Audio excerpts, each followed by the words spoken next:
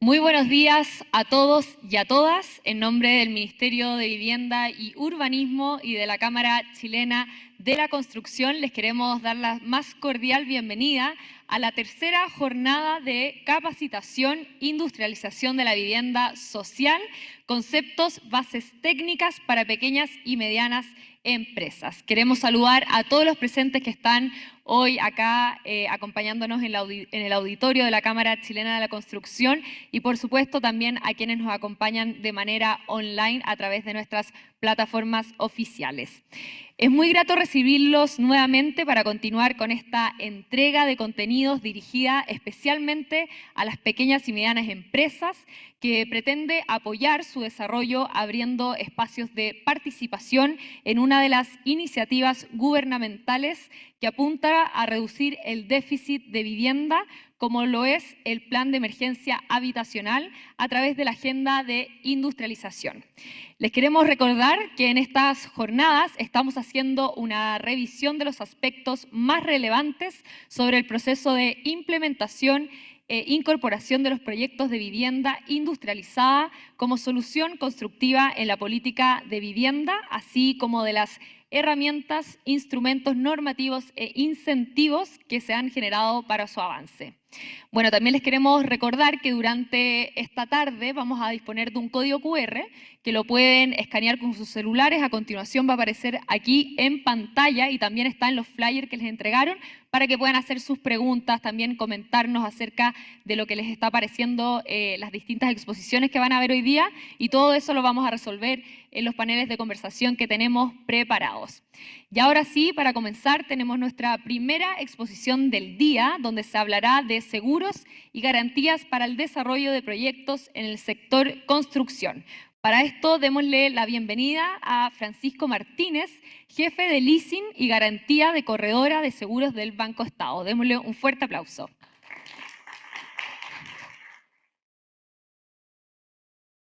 Buenas tardes. Buenas tardes, ¿cómo están?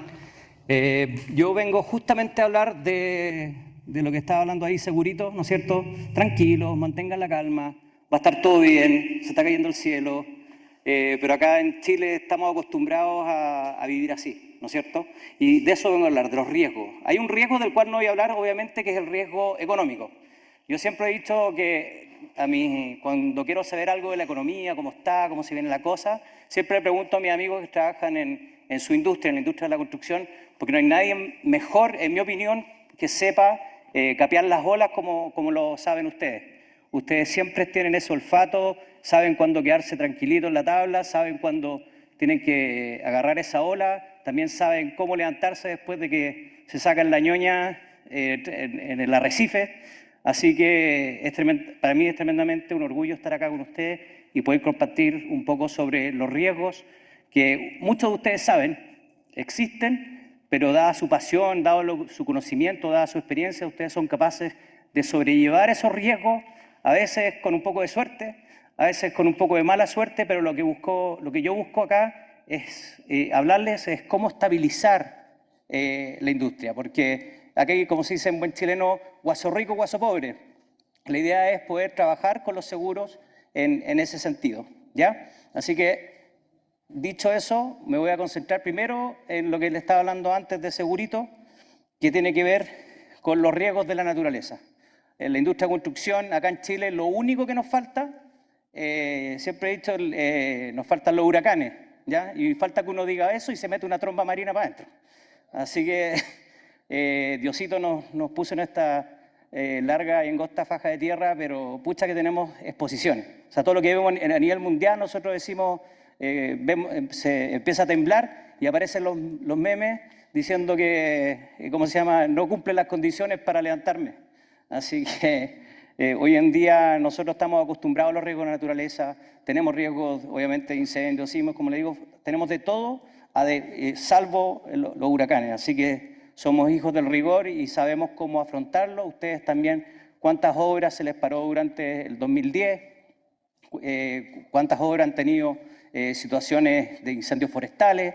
Ustedes están acostumbrados y saben manejar y mitigar los riesgos. Y los seguros, para que ustedes lo entiendan, el seguro no es un cacho. Yo cuando partí en la industria bancaria y el seguro era como lo que mi jefe me obligaba a vender. El seguro, muchos de ustedes, el seguro es lo que está en la base de licitación. Si no presento la póliza de garantía de cereal oferta, no me van a pescar, tengo que presentarla. Entonces lo ven como algo, como un trámite, ¿ya? Pero es muchísimo más que un trámite. Los seguros, primero que nada, sobre todo en esta instancia, que estamos hablando de dinero de todos los chilenos que nosotros pagamos en impuestos, estos impuestos van de cara a viviendas sociales o obras públicas.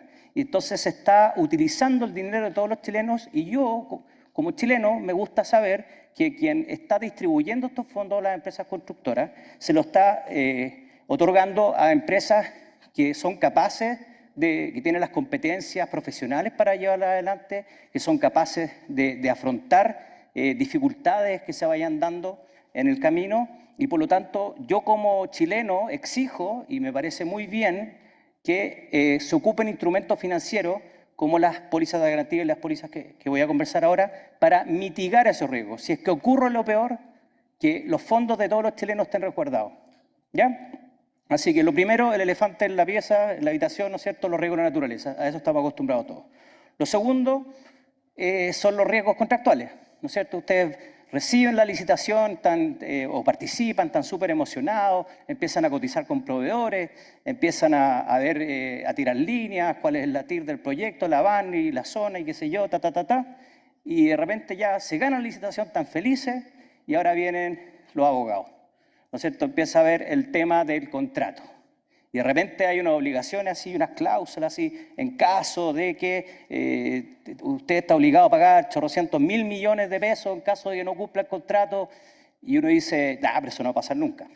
Entonces va, lo firma y feliz y vamos para adelante.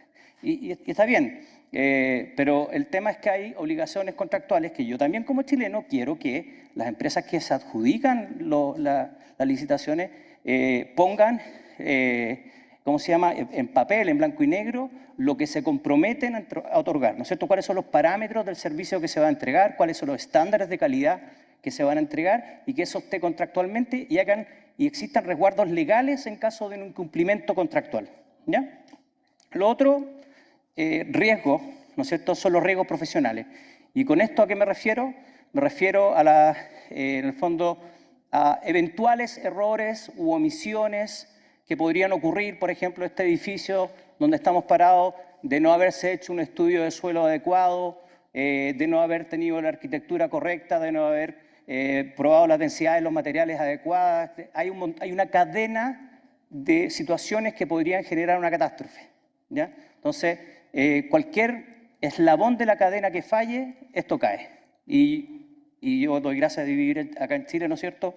Y yo le digo a mis hijos, cuando tiembla, tranquilo, porque estas son constructoras chilenas, son los mejores profesionales del mundo de cara a la construcción, así que tranquilo, ¿ya? Entonces están esas exposiciones profesionales, porque a veces puede pasar que por la premura de llegar a término, exceso de confianza, o siempre ha trabajado con este calculista, cuando ha fallado, no sé, y de repente pasa algo. Entonces, nadie está libre de que en la cadena, que no toda está dentro de tu control, pueda haber algún error profesional, ¿ya? Lo otro, los riesgos civiles. ¿A qué me refiero con los riesgos civiles? Me refiero a que en Chile egresan más de 2.000 abogados al año y esos abogados tienen que dedicarse a algo. ¿Y a qué se dedican? Aparte de hacer cumplir las leyes de nuestro país, también se van especializando. Entonces, hoy en día, antiguamente, yo me acuerdo siempre cuando chico, comprando en el Jumbo, abrí una botella de Free, ahí se me cayó el carnet, y adentro había una mosca, ya había como un bicho dentro de la bebida. Y yo, ¿qué hice así como buen chileno? Ay, perdón, por favorcito, perdón, ahí está la botella, devuélvame la plata, por favor, si es que es tan amable. Hoy en día no pasa eso. Hoy en día, en todo orden de cómo nos relacionamos como sociedad civil, inmediatamente viene la potencialidad de una demanda, ¿ya? Entonces, ya sea patronal, ¿no es cierto? Bueno, no voy a meter lo patronal todavía, pero la responsabilidad civil, el daño que le podemos causar a un tercero, y el tercero hoy en día tiene muy fácil acceso a poder defenderse y ejercer todo el poder de la ley y lograr, en el fondo, unos montos de indemnizaciones que cada día van creciendo, ¿ya? Entonces, hoy en día existen esas exposiciones y es importante que esté dentro de su mapa. No es que no ocurra, pasa, ¿ya? Desde las, ¿cómo se llama? Desde, por ejemplo, no sé si se acuerdan en el centro, que una obra que se estaba construyendo y a alguien se le cae algo y le cayó en la cabeza o le cayó en el pie fue. ¿Ah? Entonces imagínense toda la lesión corporal de esa persona, la demanda asociada, obviamente el lucro cesante y un montón de situaciones que esa persona tenía el derecho, antes tal vez con llevarlo al hospital desde la obra, ¿no es cierto? El jefe de obra llevándolo al hospital, pagándole los gastos y estaba. No, hoy en día ya no. O sea, ese es como el desde parte ahí, de cubrir mis gastos. Aparte de eso, el trauma, aparte de eso, el lucro cesante. Entonces, nos relacionamos como sociedad de manera distinta y eso tenemos que interiorizarlo, ¿ya? Es una exposición. Lo otro, en el mismo orden de cosas, es lo patronal. O sea, la responsabilidad patronal que ustedes tienen, tanto para sus contratistas, es extremadamente relevante. O sea, hoy en día cuando te van a demandar o pasa algo, hay un accidente, no solamente te van a demandar a ti como, o sea, no van a ir a demandar a sus contratistas, van a demandar a sus contratistas y solidariamente a quien esté arriba en la cadena, porque lo que está buscando el abogado, bueno, si lo ponemos desde el punto de vista del trabajador, el trabajador está buscando que se le indemnice porque considera que no se le entrenó adecuadamente o considera que los implementos de seguridad no estaban disponibles oportunamente. Entonces, hay un montón de cosas que pueden pasar cuando ocurren accidentes y hay gente muy bien preparada, como son los abogados en materia patronal, para llegar a un acuerdo. Ni Dios lo quiera, fuera una muerte, porque ahí sí que estuve en Antofagasta recién la semana pasada y hubo un accidente ahí en el mall, se para todo, aparte del impacto financiero, ¿no es cierto?, que tiene para cualquiera una muerte desde el punto de vista financiero, de que se para la obra, el tema moral, ¿no es cierto?, respecto a que esa familia ya no tiene... Y después sobre eso más encima, te paran la obra más encima, sobre eso te demandan, entonces son cosas que pueden pasar, ¿ya?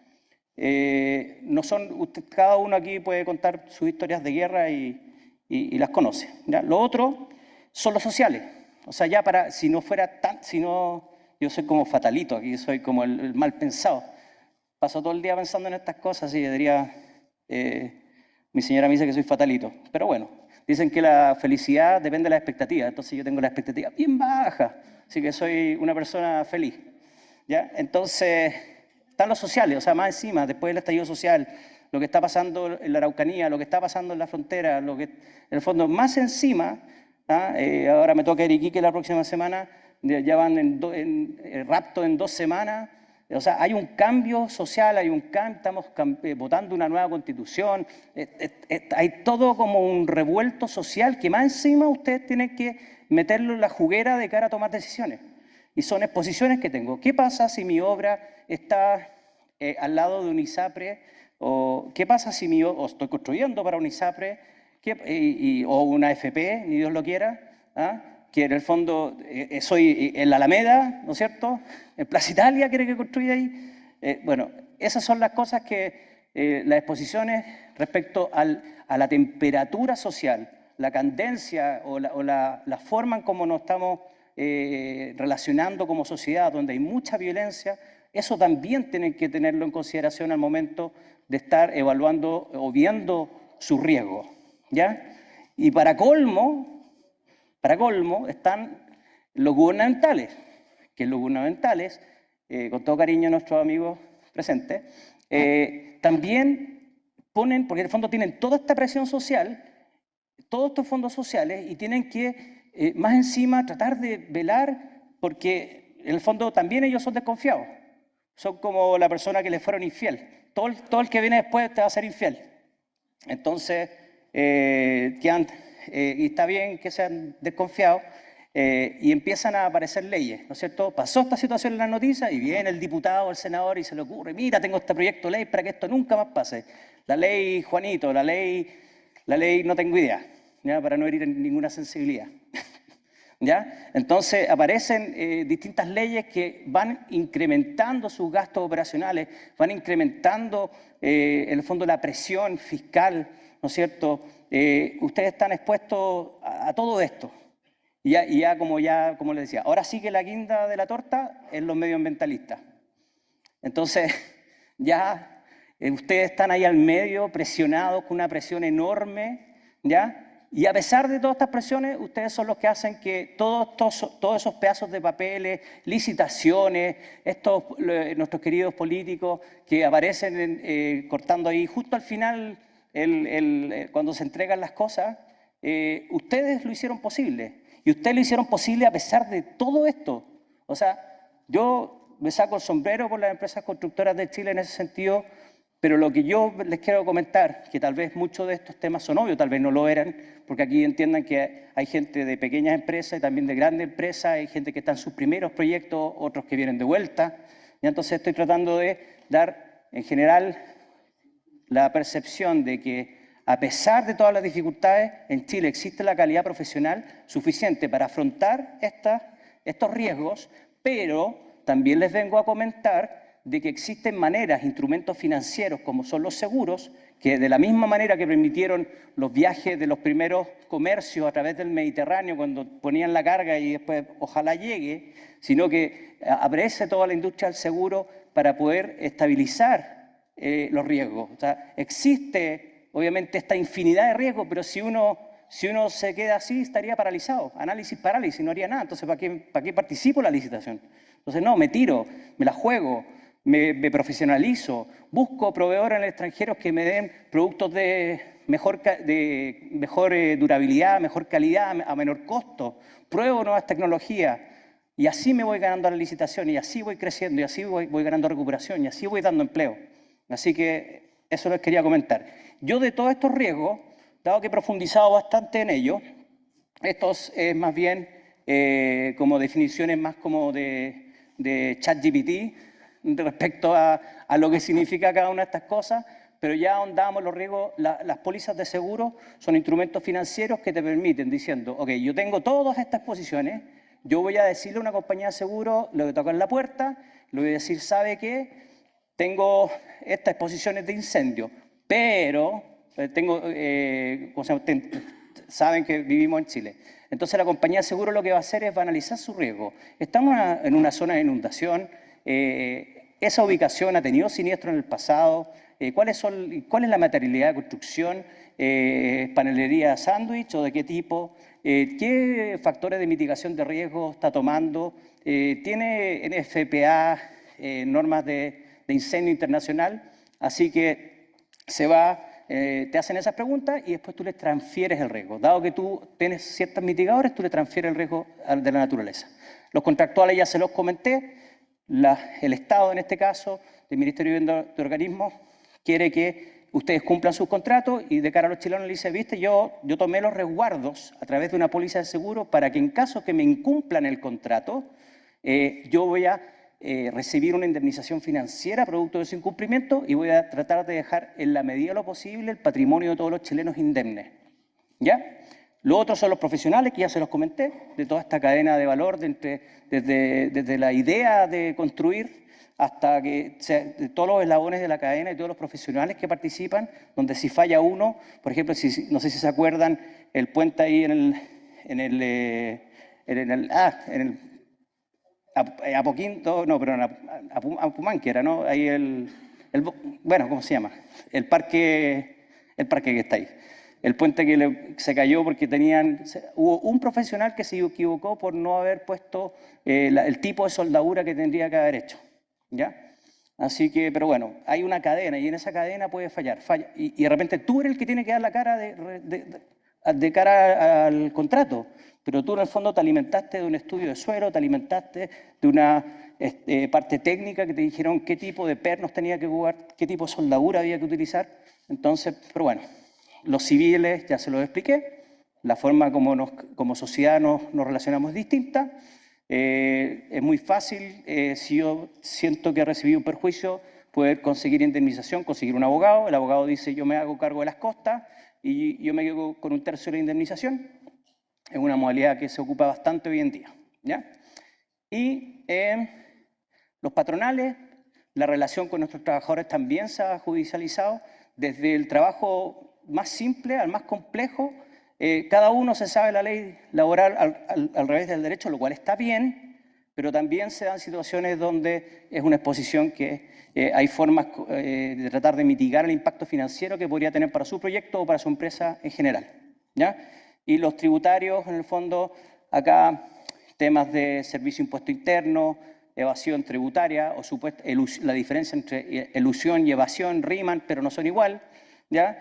El riesgo de los directores ejecutivos que toman decisiones por cuenta de su empresa es tremendo, ¿ya? Y los medioambientales, que tienes las exposiciones, depende del tipo de proyecto. Hay proyectos que la materialidad de construcción o los insumos o la forma o las técnicas que se están utilizando pueden generar situaciones medioambientales. Aquí no estoy hablando de que desde romper una cañería que no estaba bien mapeada dentro de los papeles que entregó la municipalidad, hasta rompiendo una cañería de aguas servidas, por ejemplo, no sé, a temas ya más graves de contaminación, dependiendo si ustedes están en la construcción de algo ya más industrial, ¿ya?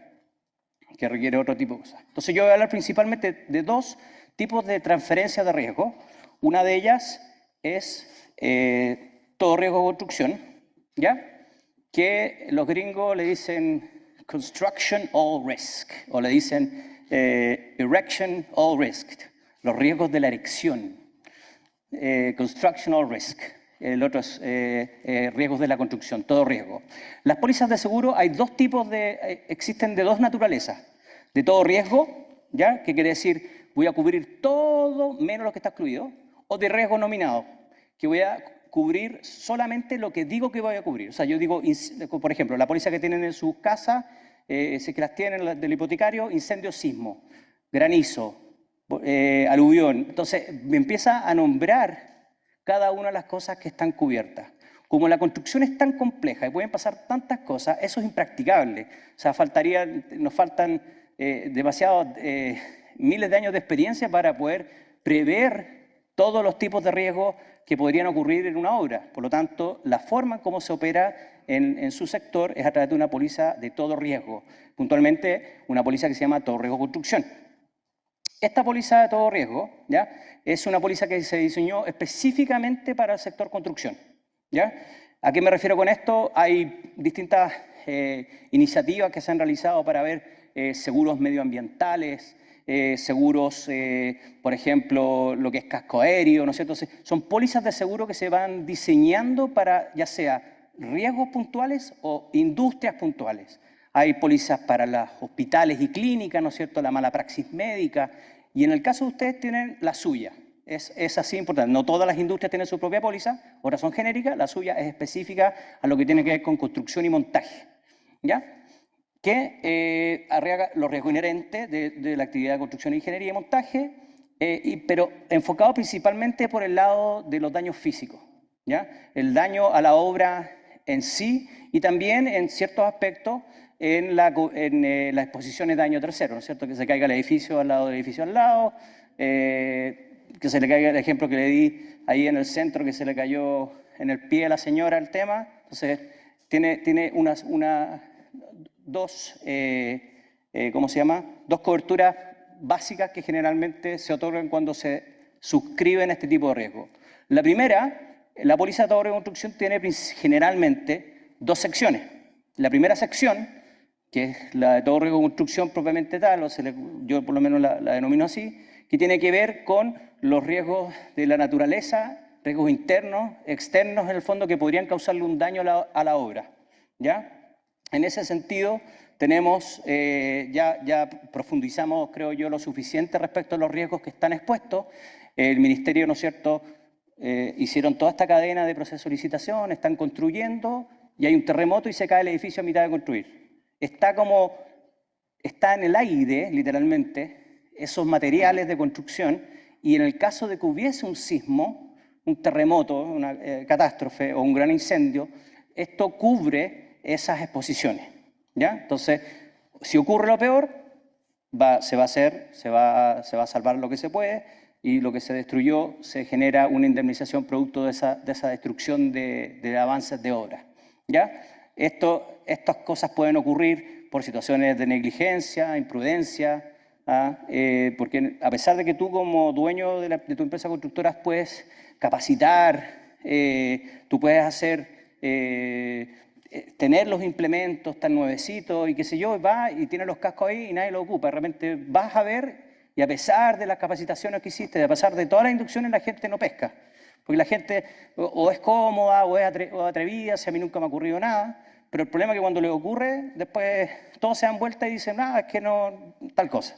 Entonces, el daño que se puede causar a la obra, el incendio que se causó, ¿no es cierto?, en nuestras torres gemelas chilensis, cuando estaban ahí soldando con neopren, al lado de paneles de neopren, son cosas que pasan, y si pasan, los edificios están cubiertos. Es lo mismo, pero aquí en este caso cuando la obra está en proceso de construcción. Todavía no se termina. Estas pólizas parten, inician su vigencia cuando parte la obra, desde que empiezan a meter material, empiezan a meter maquinaria a la obra, desde que trae los primeros insumos, desde que empiezan a tirar cemento, desde que empiezan a formar a las distintas etapas de construcción, hasta que se entrega finalmente la obra al mandante, ¿ya? Ese es todo el proceso.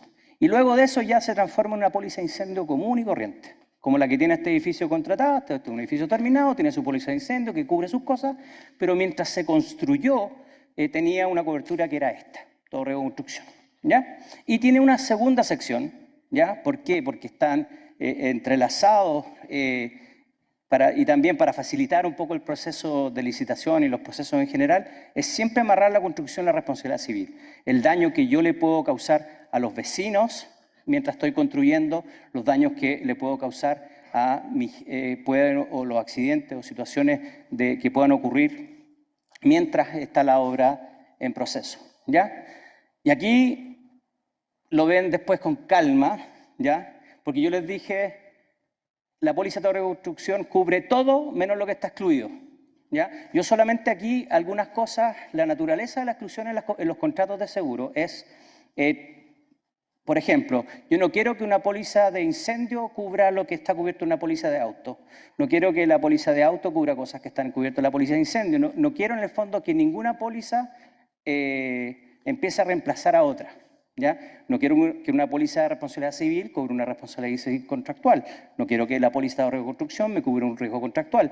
¿Por qué? Porque para cada uno de esos riesgos que vimos en el mapa, la compañía de seguro hace un análisis detallado de cuál es la exposición de ese riesgo y cuáles son las mitigaciones que ustedes realizan como profesionales para disminuir la probabilidad de ocurrencia de ese evento, ¿ya? Y es por lo tanto que las compañías, cada contrato, tratan de enfocarse en una característica general o un paraguas de riesgo, que en este caso es el daño propio, ¿no es cierto?, a los bienes que están en obra, a los materiales, a los equipos que están en obra, pero hay cosas que no quiere cubrir. Por ejemplo, ¿ya? Insuficiencia o defecto, error o desperfecto u omisión en el diseño, plano de especificaciones. Yo les hablé de la responsabilidad profesional.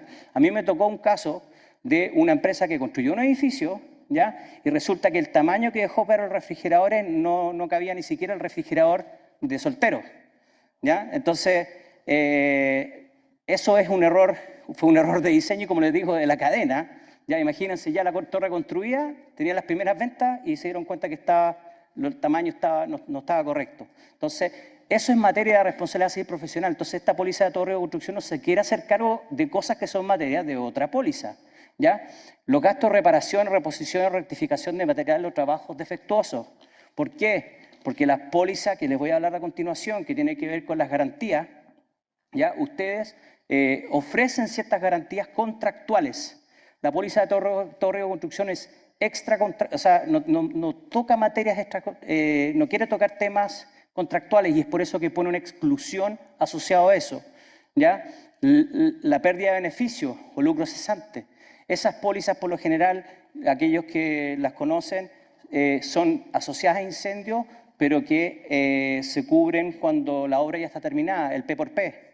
No sé si lo hayan escuchado hablar, pero en el fondo te cubre la pérdida de ingresos que podría tener, digamos que esto fuera todo arrendado, si se incendia, toda la pérdida de arriendos, esos ingresos que dejó de percibir los dueños del edificio estarían cubiertos por esta póliza, ¿ya? Es un daño consecuencial, ¿ya? Y bueno, no quiero entrar más en detalle, pero lo que quiero que les quede súper claro es que la póliza de obra de construcción apunta a cubrir la obra de principio a fin por todas las cosas que puedan ocurrir durante el lugar de la obra, el transcurso de la obra, y también no puede abarcar, hay otros seguros que amparan otras exposiciones que tienen, pero esto está orientado principalmente a los daños de la naturaleza y algunas coberturas.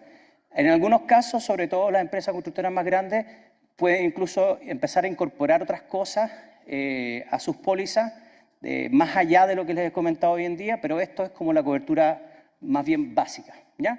Les van a compartir esta presentación, ahí va a estar el link donde están todas las coberturas y exclusiones para que lo vean con mayor detalle, pero es principalmente eso. Daños propios durante la obra, ¿ya?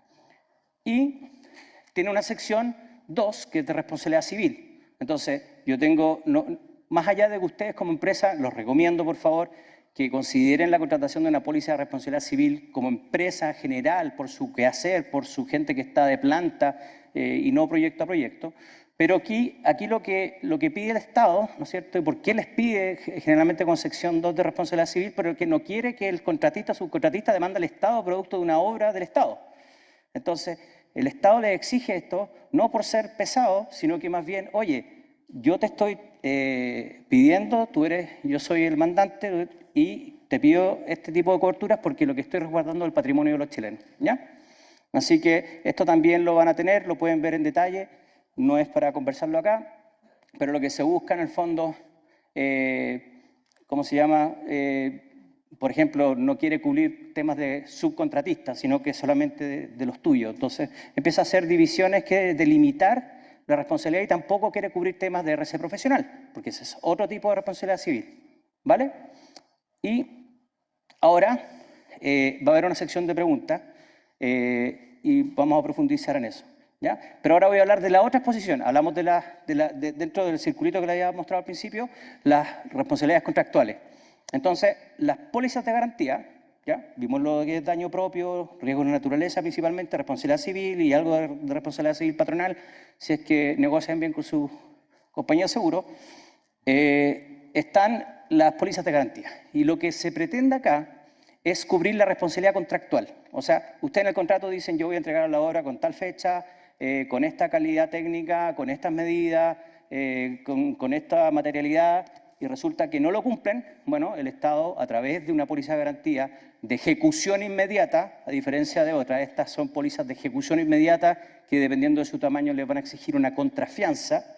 ¿Qué es una contrafianza? Es un futuro pagaré, es un mandato de pagaré en caso de que no cumplan. Entonces, lo que quiere el Estado es decir, te acepto un reemplazo a la boleta de garantía, que se llama póliza de garantía, pero esta póliza de garantía que cubre las obligaciones contractuales que tú asumes conmigo, Estado, producto de esta obra que te has ganado, que te has adjudicado, tiene que ser amparado a través de esto y debe ser de ejecución inmediata. Quiere decir, yo, Estado, yo veo un incumplimiento contractual, ¿no es cierto?, más allá de situaciones de fuerza mayor, que eso es otro tema, ¿ya? Que la fuerza mayor, por ejemplo, un terremoto, se cae el edificio y no te voy a cobrar la póliza de garantía o la boleta de garantía porque es un terremoto. O sea, no hay causalidad entre el incumplimiento contractual, nadie está obligado a lo imposible, ¿ya? Force majeure, como decían. En este caso, tú tienes los procesos, te exigen la boleta de garantía, pero también te dan la alternativa de póliza de garantía. Por ejemplo, el Ministerio de Obras Públicas recientemente publicó y actualizó a sus fiscales regionales para que lo hagan. MIMBU también, principalmente, creo yo, no hay fiscal regional que no lo haga. Si lo hacen, me avisen y lo acusan. Pero en el fondo, que se permita la póliza de garantía como un instrumento. La boleta de garantía me ha tocado ver muchos casos que las constructoras van con su capital propio, o sea, los ahorros que tienen para fondos para tratarse de sacar o poder hacer un canje de retenciones.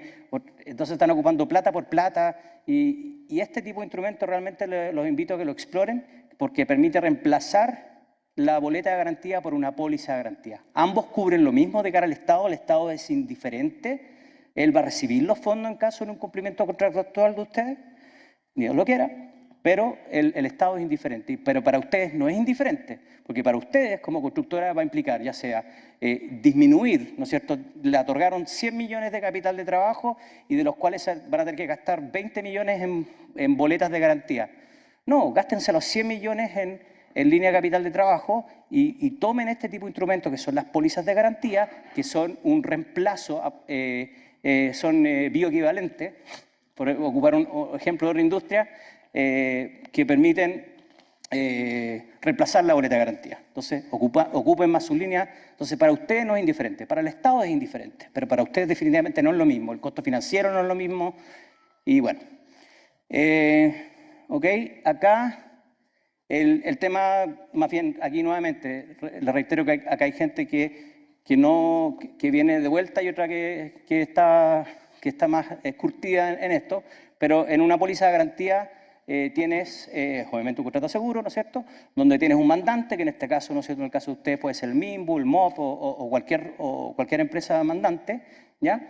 Y hay otro, en el fondo, lo que busca es proteger el patrimonio, en el caso de MIMBU, el patrimonio del Estado. El presupuesto que se aprobó para la Nación, para MIMBU, fue miles de millones de pesos y quiere que, en caso de que haya un incumplimiento, esos fondos estén resguardados. Ese es el objetivo, cuidar el dinero de los chilenos. No es un cacho administrativo, es para resguardar el dinero de los chilenos. Por eso hay que darle esa importancia y entender por qué lo pide el Estado.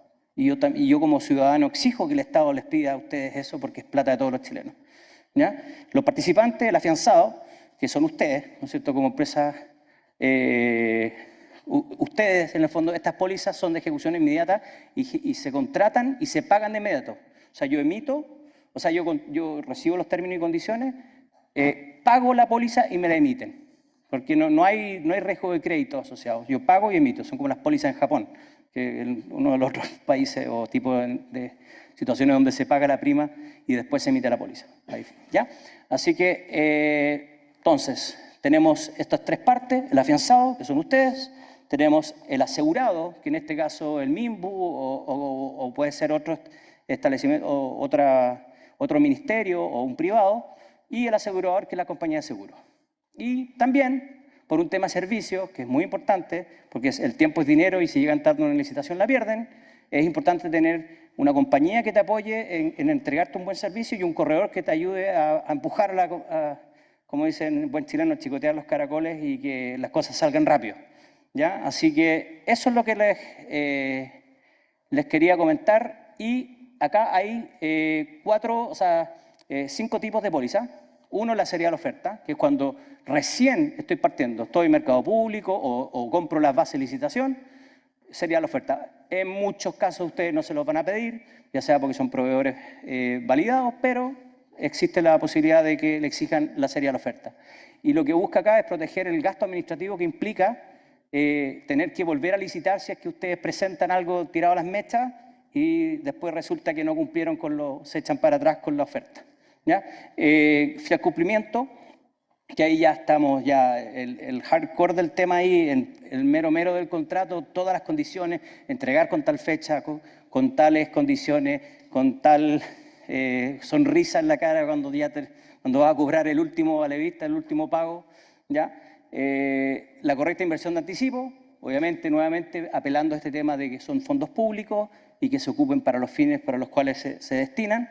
Correcta ejecución de obras para mantener la garantía más allá del término de la obra, sino hasta la recepción definitiva. Y el canje de retenciones, que es un instrumento que les permite, en el fondo, liberar esos porcentajes que le retienen respecto a que le retengan según los avances, ¿ya? Y eso les da más liquidez, ¿ya?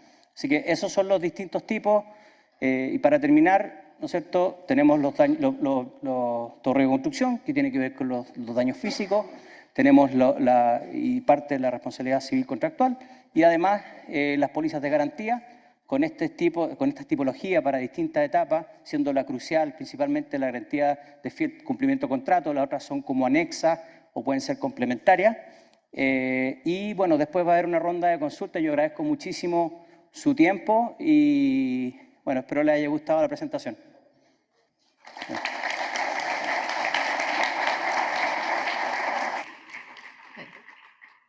Ahí, no te preocupes.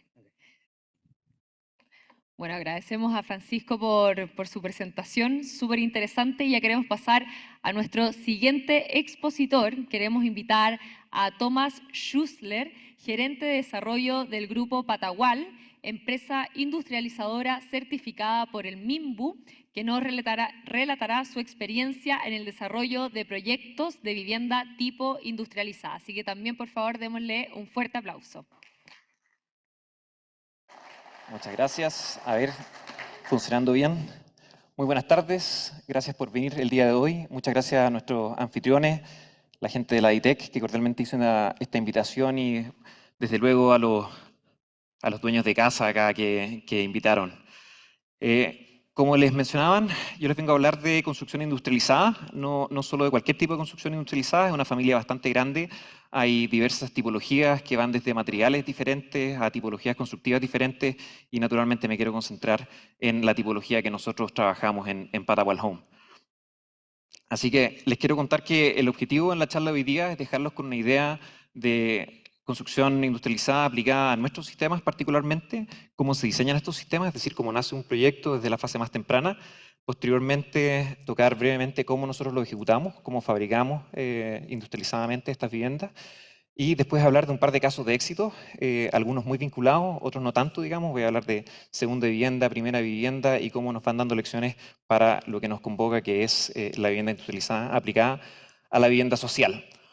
Así que, partiendo por el diseño, habrán escuchado, además de un sistema industrializado, tenemos algo en común, que es diseño digital. Todo lo que trabajamos siempre comienza dentro de una plataforma BIM.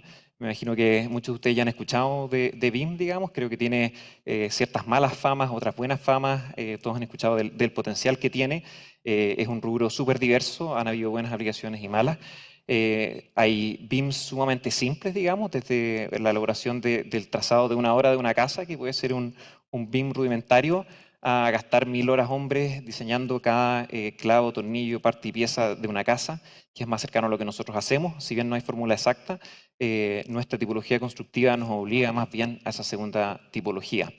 Lo que en la industria se conoce como LOT 400 o nivel de detalle 400, donde cada parte y pieza de la vivienda debe ser elaborada digitalmente. Sin entrar en demasiado detalle, solo para ilustrar un poco, hasta una vivienda simple, en este caso una casa de 65 metros cuadrados, como podemos ver ahí, requiere la modelación de 4.500 piezas discretizadas solo para efectos de arquitectura y estructura, digamos, y eso se le suman otras 2.000 y tantas para especialidades como electricidad, gafitería y otras. Estas partes y piezas se agrupan en jerarquías, digamos, que van a tener más sentido cuando hablemos de la producción misma, en este caso muros, losas, escaleras, etc. Y posteriormente módulos, que también es algo que va a tener más sentido cuando les explique cómo nosotros producimos. Ahí se puede ver un poco la comparación del modelo digital en comparación a la realidad. Y solo para hacerle un pequeño doble clic a algunos de estos modelos, si entráramos, el BIM es mucho más que solo modelación digital, que tal vez para aquellos que no están tan familiarizados es lo que tienen más en mente. Digamos, incluye mucha información constructiva que nuevamente va a ser es súper importante para lo que viene a continuación, que es nuestro proceso productivo. Sin entrar en demasiado detalle, aquí se puede ver una pieza puntual siendo analizada y cuáles son las instrucciones que uno le tiene que dar a ese modelo, digamos, mucho más allá de solo la geometría, que son desde instrucciones de la fresa CNC, que también van a tener más sentido cuando las veamos adelante, líneas de clavado, cada elemento debe ser clavado por una máquina y por ende esa máquina debe ser instruida con precisión, restricciones de clavado, planos de optimización, cada parte y pieza es parte de un plano general de optimización que te dice cómo utilizar el material de la forma óptima para reducir la cantidad de residuos y minimizar la cantidad de materiales que empleas. Estaciones de instalación, dónde va a ir eventualmente dentro de la línea de fabricación, código SKU para tener ubicaciones precisas y también para poder trabajar ágilmente con bodega, el tipo de material, los precios unitarios nuevamente para trabajar con ubicaciones precisas, el peso que eventualmente te indica cuál va a ser el centro de gravedad del elemento, ya sea muro o el módulo, eventualmente son todos elementos sumamente útiles. Ahí hay una animación breve. En este caso, una casa sumamente simple de 42 metros cuadrados y se puede ver un poco como hasta la casa más simple requiere la modelación de un set bastante grande de especialidades, entre ellas estructura, arquitectura, electricidad, sanitario, etc. Toda esa precisión tiene solo sentido en el contexto de lo que voy a hablar a continuación, que es el proceso productivo. Obviamente, ponerle ese nivel de énfasis a la producción y el diseño de cada parte y pieza no tendría mucho sentido si no tuviéramos lo que viene ahora, digamos, que es una planta robotizada que digamos, tiene capacidad para administrar esa precisión programática que generamos en los modelos digitales y aplicarla. Si bien no voy a entrar en demasiado detalle, acá hay un video que puede correr que ilustra un poco cómo esos planos de fabricación se traducen en materiales que nuevamente se cortan de manera robotizada, con precisión. Después esos elementos son trabajados por maquinaria que fabrica estructuras de muros, en este caso. Posteriormente las clava de manera automatizada, las corta de manera automatizada. Y si pasamos a la siguiente etapa, digamos, toma estos elementos, estos muros, estas losas, estos elementos prefabricados y los ensambla dentro de una fábrica en lo que ya se parece harto más, por mucho que le queden pasos por dar aún, a una línea de ensamblaje automotriz que sería como el norte al que queremos ir, más que una obra normal. Si bien no voy a entrar en detalle en lo que ocurre posteriormente en la línea de producción, les quiero mostrar una foto que lo resume bastante bien. Esto es fotos de un producto una hora después de que se entregó en terreno, digamos. Es decir, esto es como sale de la fábrica. Si pueden ver así a grosso modo y a la vista se ve que todo lo que tiene que ir instalado en la casa ya va instalado. Esa wincha adhesiva que se ve en los muebles están ahí para evitar que se golpearan durante el transporte porque está todo venía instalado de fábrica y esos elementos que se ven en el piso ahí son lo que nosotros llamamos un kit de montaje, que es básicamente elementos de limpieza y uno que otro elemento que hay que instalar una vez que llegamos a terreno. Ahí se ve un poco el proceso de montaje de una unidad en particular, con el riesgo de que decir hacemos casi todo en fábrica es lo mismo que decir casi nada y muchas veces deja confusión. Solo voy a enumerar rápidamente un par de las partidas que nosotros aplicamos dentro de fábrica, ni siquiera es una lista exhaustiva. Estructura, la aislación, revestimientos interiores, revestimientos exteriores, fijaciones, pintura, tratamiento de terminaciones, sellos, molduras, impermeabilización de vanos, ventanas, red eléctrica instalada, sistema de cubierta, muebles, pavimentos, red hidráulica, red de alcantarillado, artefactos sanitarios, pruebas hidráulicas, pruebas eléctricas, puertas, barreras de vapor, escaleras, ventilación pasiva, ventilación forzada, etc. Básicamente lo que les quiero ilustrar con esto es que este sistema de industrialización en particular tiene la gran gracia de que todo o casi todo lo que uno puede hacer dentro de una fábrica se realiza dentro de una fábrica. Con eso hecho, les quiero hablar un poco de los proyectos que hemos realizado para que entiendan un poco cómo se han aplicado. Voy a partir por lo que es menos atingente al caso, que son algunos proyectos de segunda vivienda, porque nos dan lecciones bastante importantes para lo que venimos a hablar hoy día. En este caso, les quiero ilustrar un poco un producto de segunda vivienda, como les mencionaba, en este caso el montaje de una casa en Zapallar. Esta casa, como se puede ver ahí un poco en la foto, requirió un montaje bastante complejo. Hemos hecho de casi todo en materia de montaje. En este caso había que subir a un cerro, por ende se requerían 2 grúas que hicieran el trasvalije para eventualmente llegar al palafito que conformaba la fundación de la casa.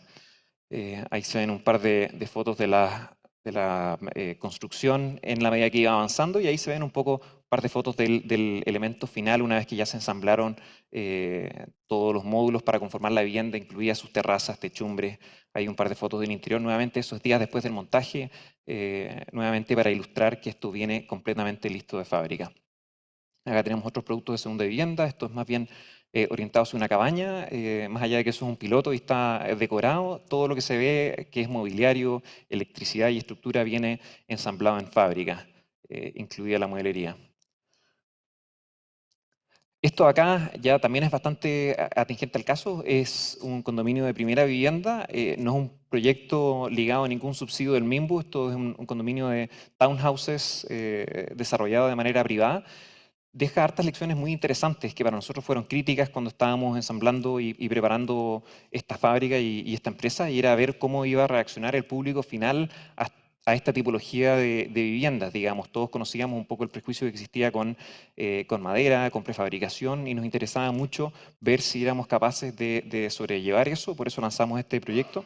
Cuenta de 200 unidades. Estoy súper feliz de decir que está completamente vendido en su primera etapa y su segunda etapa. Ya están ejecutadas ambas, digamos. Hoy día está partiendo la ejecución de su tercera etapa, y la verdad es que ha sido sumamente agradable verlo enfrentarse al público, digamos, pese a que en Concepción, que es la ciudad donde lo realizamos, no había experiencia de viviendas de este tipo.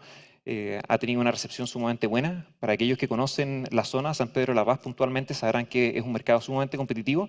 El cliente tiene un montón de alternativas de las cuales escoger, entre ellas sistemas más tradicionales como albañilería, hormigón, metalcón y otros. Por ende, ver la buena recepción que ha tenido, es un proyecto que ha estado, digamos, varios meses, digamos, muy bien recogido a nivel de velocidad de venta, de participación, de mercado de vivienda de su segmento, demuestra y valida que el público está verdaderamente disponible y sumamente abierto a que cuando es mostrado sistemas de calidad industrializados, los prefieren. Otra cosa que también nos ilustra, que es sumamente importante, y ustedes como constructores lo sabrán mejor que yo, es ver cómo el producto se enfrenta a la realidad. Nosotros estamos sumamente orgullosos del proceso de diseño que hacemos, de los especialistas que nos asesoran en materia de eficiencia energética, en materia de reducción de riesgo de condensación, pero al final siempre uno queda tranquilo cuando los ve aplicados en la práctica. San Pedro de la Paz es una zona tremendamente húmeda. Tuvimos ya 2 de los inviernos más lluviosos, que es harto decir, digamos. Concepción es conocido como Tropiconce localmente, porque es verdaderamente impredecible, y estos fueron inviernos verdaderamente lluviosos. Por ende, haber visto en especial la primera etapa sometida a 2 inviernos ya al uso de la vivienda, nos dejó con la tranquilidad de que estos sistemas, que nominalmente, que en test de laboratorio funcionaban tremendamente bien, que tenían aislación acústica de estándar básicamente europeo, recibían un buen feedback de los usuarios, digamos, y que efectivamente toda esa teoría se llevaba bien a la práctica. Las viviendas eran bien recibidas, bien utilizadas, resultaban cálidas para los usuarios y eran bien recibidas por el mercado. Así que ahí hay un par de fotos de lo que ha sido ese proyecto en particular. Ahí está un par de fotos de lo que fue el montaje, que ya una vez agarrando ritmo ocurrió bastante rápido, más de 8 unidades por día. Como se puede ver, es una urbanización relativamente simple sobre la cual llegan módulos muy terminados. Ahora, yendo un poco más a lo que nos convoca, les quiero hablar sobre la línea que estamos desarrollando en conjunto con DITEC. Esto que estamos viendo ahí es una vivienda que se llama Pueblo. Es una casa desarrollada para el DS49. Funciona en tipologías aisladas, pareadas y con una ampliación proyectada. Tiene 50 metros cuadrados como base y se puede ampliar a 60 metros cuadrados teniendo un dormitorio adicional. Esta casa tuvimos el agrado de probarla en la realidad, entregándosela a la primera persona que tuvo, digamos que pudo recibir una casa definitiva después de los incendios que tuvimos en el verano pasado. La instalamos en Tomé. Ahí se puede ver las fotos del montaje del primer y segundo piso, y lo más importante, a la derecha se ve a Elizabeth Guzmán, la futura dueña, que ahora está viviendo dentro de la casa, recibiendo su vivienda, digamos, y viendo cómo se montaba. Ahí contamos afortunadamente con testigos de parte del MIMBU, digamos, que pueden atestiguar y desmentir lo que voy a decir, pero el montaje fue en menos de una hora, lo que duró el proceso de la grúa en sí misma, y nuevamente validó un poco la promesa que tienen estos sistemas de darle soluciones rápidas, en especial a personas que, digamos, perdieron su casa en condiciones tan súbitas como son los incendios, y también a muchas familias que llevan mucho tiempo esperando. Acá solo a modo de ilustrar un poco, antes les comentaba qué son las cosas que vienen listas dentro del módulo. Acá quiero resaltar un par de las cosas que hay que hacer en terreno, que son verdaderamente pequeñas, digamos, desde las acometidas de alcantarillado, que son básicamente llegar y conectar la casa a la red local, las fundaciones, obviamente, medidores eléctricos y acometidas eléctricas, instalación de un par de anclajes que quedan ahí ilustrados. Y todo esto en materia de 1 o 2 días de trabajo pueden tener una casa, digamos, ya lista para entregar. Antes de hablar sobre generalidades, les quiero también mencionar sobre otro producto que hemos desarrollado nuevamente junto a la DITEC. En este caso es una vivienda que llamamos Pueblo Nativa. Es una casa de un piso, digamos, con un look un poco más tradicional. Está pensada para el DC10, para la habitabilidad rural. De nuevo, ahí por eso hago énfasis en lo importante que ha sido nuestra experiencia atendiendo estos mercados de segunda vivienda que tienen muchas características similares, lugares de complejo acceso, situaciones de montaje complicadas, digamos, y fundaciones ejecutadas en lados remotos. Esta es una casa que nosotros certificamos localmente en Servio Bio Bio y estamos trabajando ahora para traerla a DITEC también. Ahí se ven un par de fotos del frente, también como el interior. Nuevamente, el concepto generalmente es el mismo. De hecho, vamos a aprovechar de ver un video, pero lo que se ilustra es más de lo que venimos hablando. La casa sale completamente lista. Esta es una casa que nosotros regalamos a una persona en Santa Juana justo después de los incendios, antes de tenerla certificada. Hicimos el montaje, nuevamente fue todo materia de días. Ahí se ve instalación de la techumbre.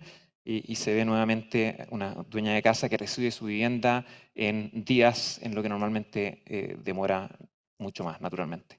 Ahí se ve un poco el elemento terminado. Ahí se ve un par de fotos de cómo venía, nuevamente todo instalado dentro de la casa. Lo único que había que hacer era montar, en este caso terminar la techumbre, anclarla estructuralmente, conectarla a todos los sistemas locales y posteriormente entregar la casa. La invitación que les vengo a hacer el día de hoy es que nosotros necesitamos la ayuda de partners que puedan hacer construcción, que puedan hacer urbanización, que puedan hacer fundaciones y que puedan hacer montaje. Creemos que hay un espacio sumamente grande para reconvertir un poco la forma en la que se viene construyendo tradicionalmente. En este caso puntual trabajamos con constructoras y entidades patrocinantes locales. La experiencia fue sumamente buena. Creo que hay desafíos bastante grandes en explicar sumamente bien, en rayar la cancha, en hacer más acabadamente lo que acabo de hacer el día de hoy, de explicar qué es lo que nosotros hacemos como fábrica para que sus contratistas puedan entender bien qué es lo que les va a tocar hacer a ellos y puedan presupuestar correctamente y podamos evitar el miedo, digamos, de lanzarse en una licitación sin saber bien qué es lo que te va a corresponder ejecutar. Hay un espacio tremendamente grande para, en vez de hacer, por ejemplo, 10 casas al año, 20 casas o cualquiera sea el tamaño al cual ustedes actualmente estén convocados a, digamos, trabajar en conjunto con nosotros, dejar la fabricación de la vivienda a una industrializadora como podemos ser nosotros y dedicarse a lo que son urbanizaciones, montajes, y eventualmente entregas de vivienda, que como espero que se haya podido ilustrar, son materias tremendamente abordables, digamos, no es física cuántica en ningún sentido.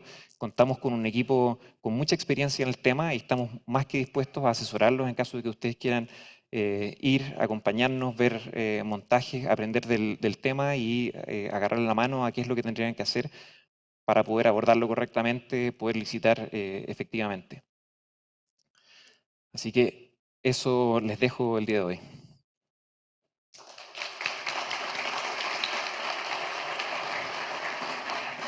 Bueno, queremos agradecer la presentación de Tomás, lo invitamos acá a quedarse en el escenario, invitamos a Francisco también, que vamos a comenzar nuestra ronda de preguntas que nos han llegado al WhatsApp. Los invitamos a que puedan escanear el código QR que va a aparecer a continuación en pantalla para que puedan hacer llegar sus preguntas a Tomás o a Francisco. Vamos a partir al tiro con las preguntas de WhatsApp, que llegaron varias.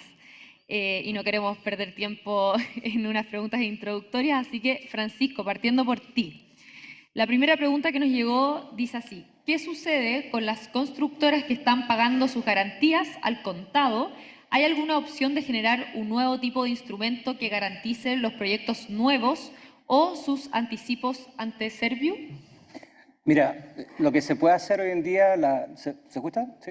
Las compañías de seguros, en algunos casos, sobre todo las que hayan participado en otras instancias del aseguramiento de la póliza de garantía de fiel cumplimiento, son llanas a poder, y me pasó con un cliente que tenía más de 300 millones en canje de retenciones entregado con dinero, con recursos propios, y la compañía estuvo dispuesta a reemplazar un instrumento por otro. O sea, esa posibilidad existe. Ahora, no todas las compañías van a estar dispuestas a hacerlo porque no estuvieron en el origen, se sienten como despechados, por así decirlo, ¿por qué no me llamaste antes y me llamas ahora?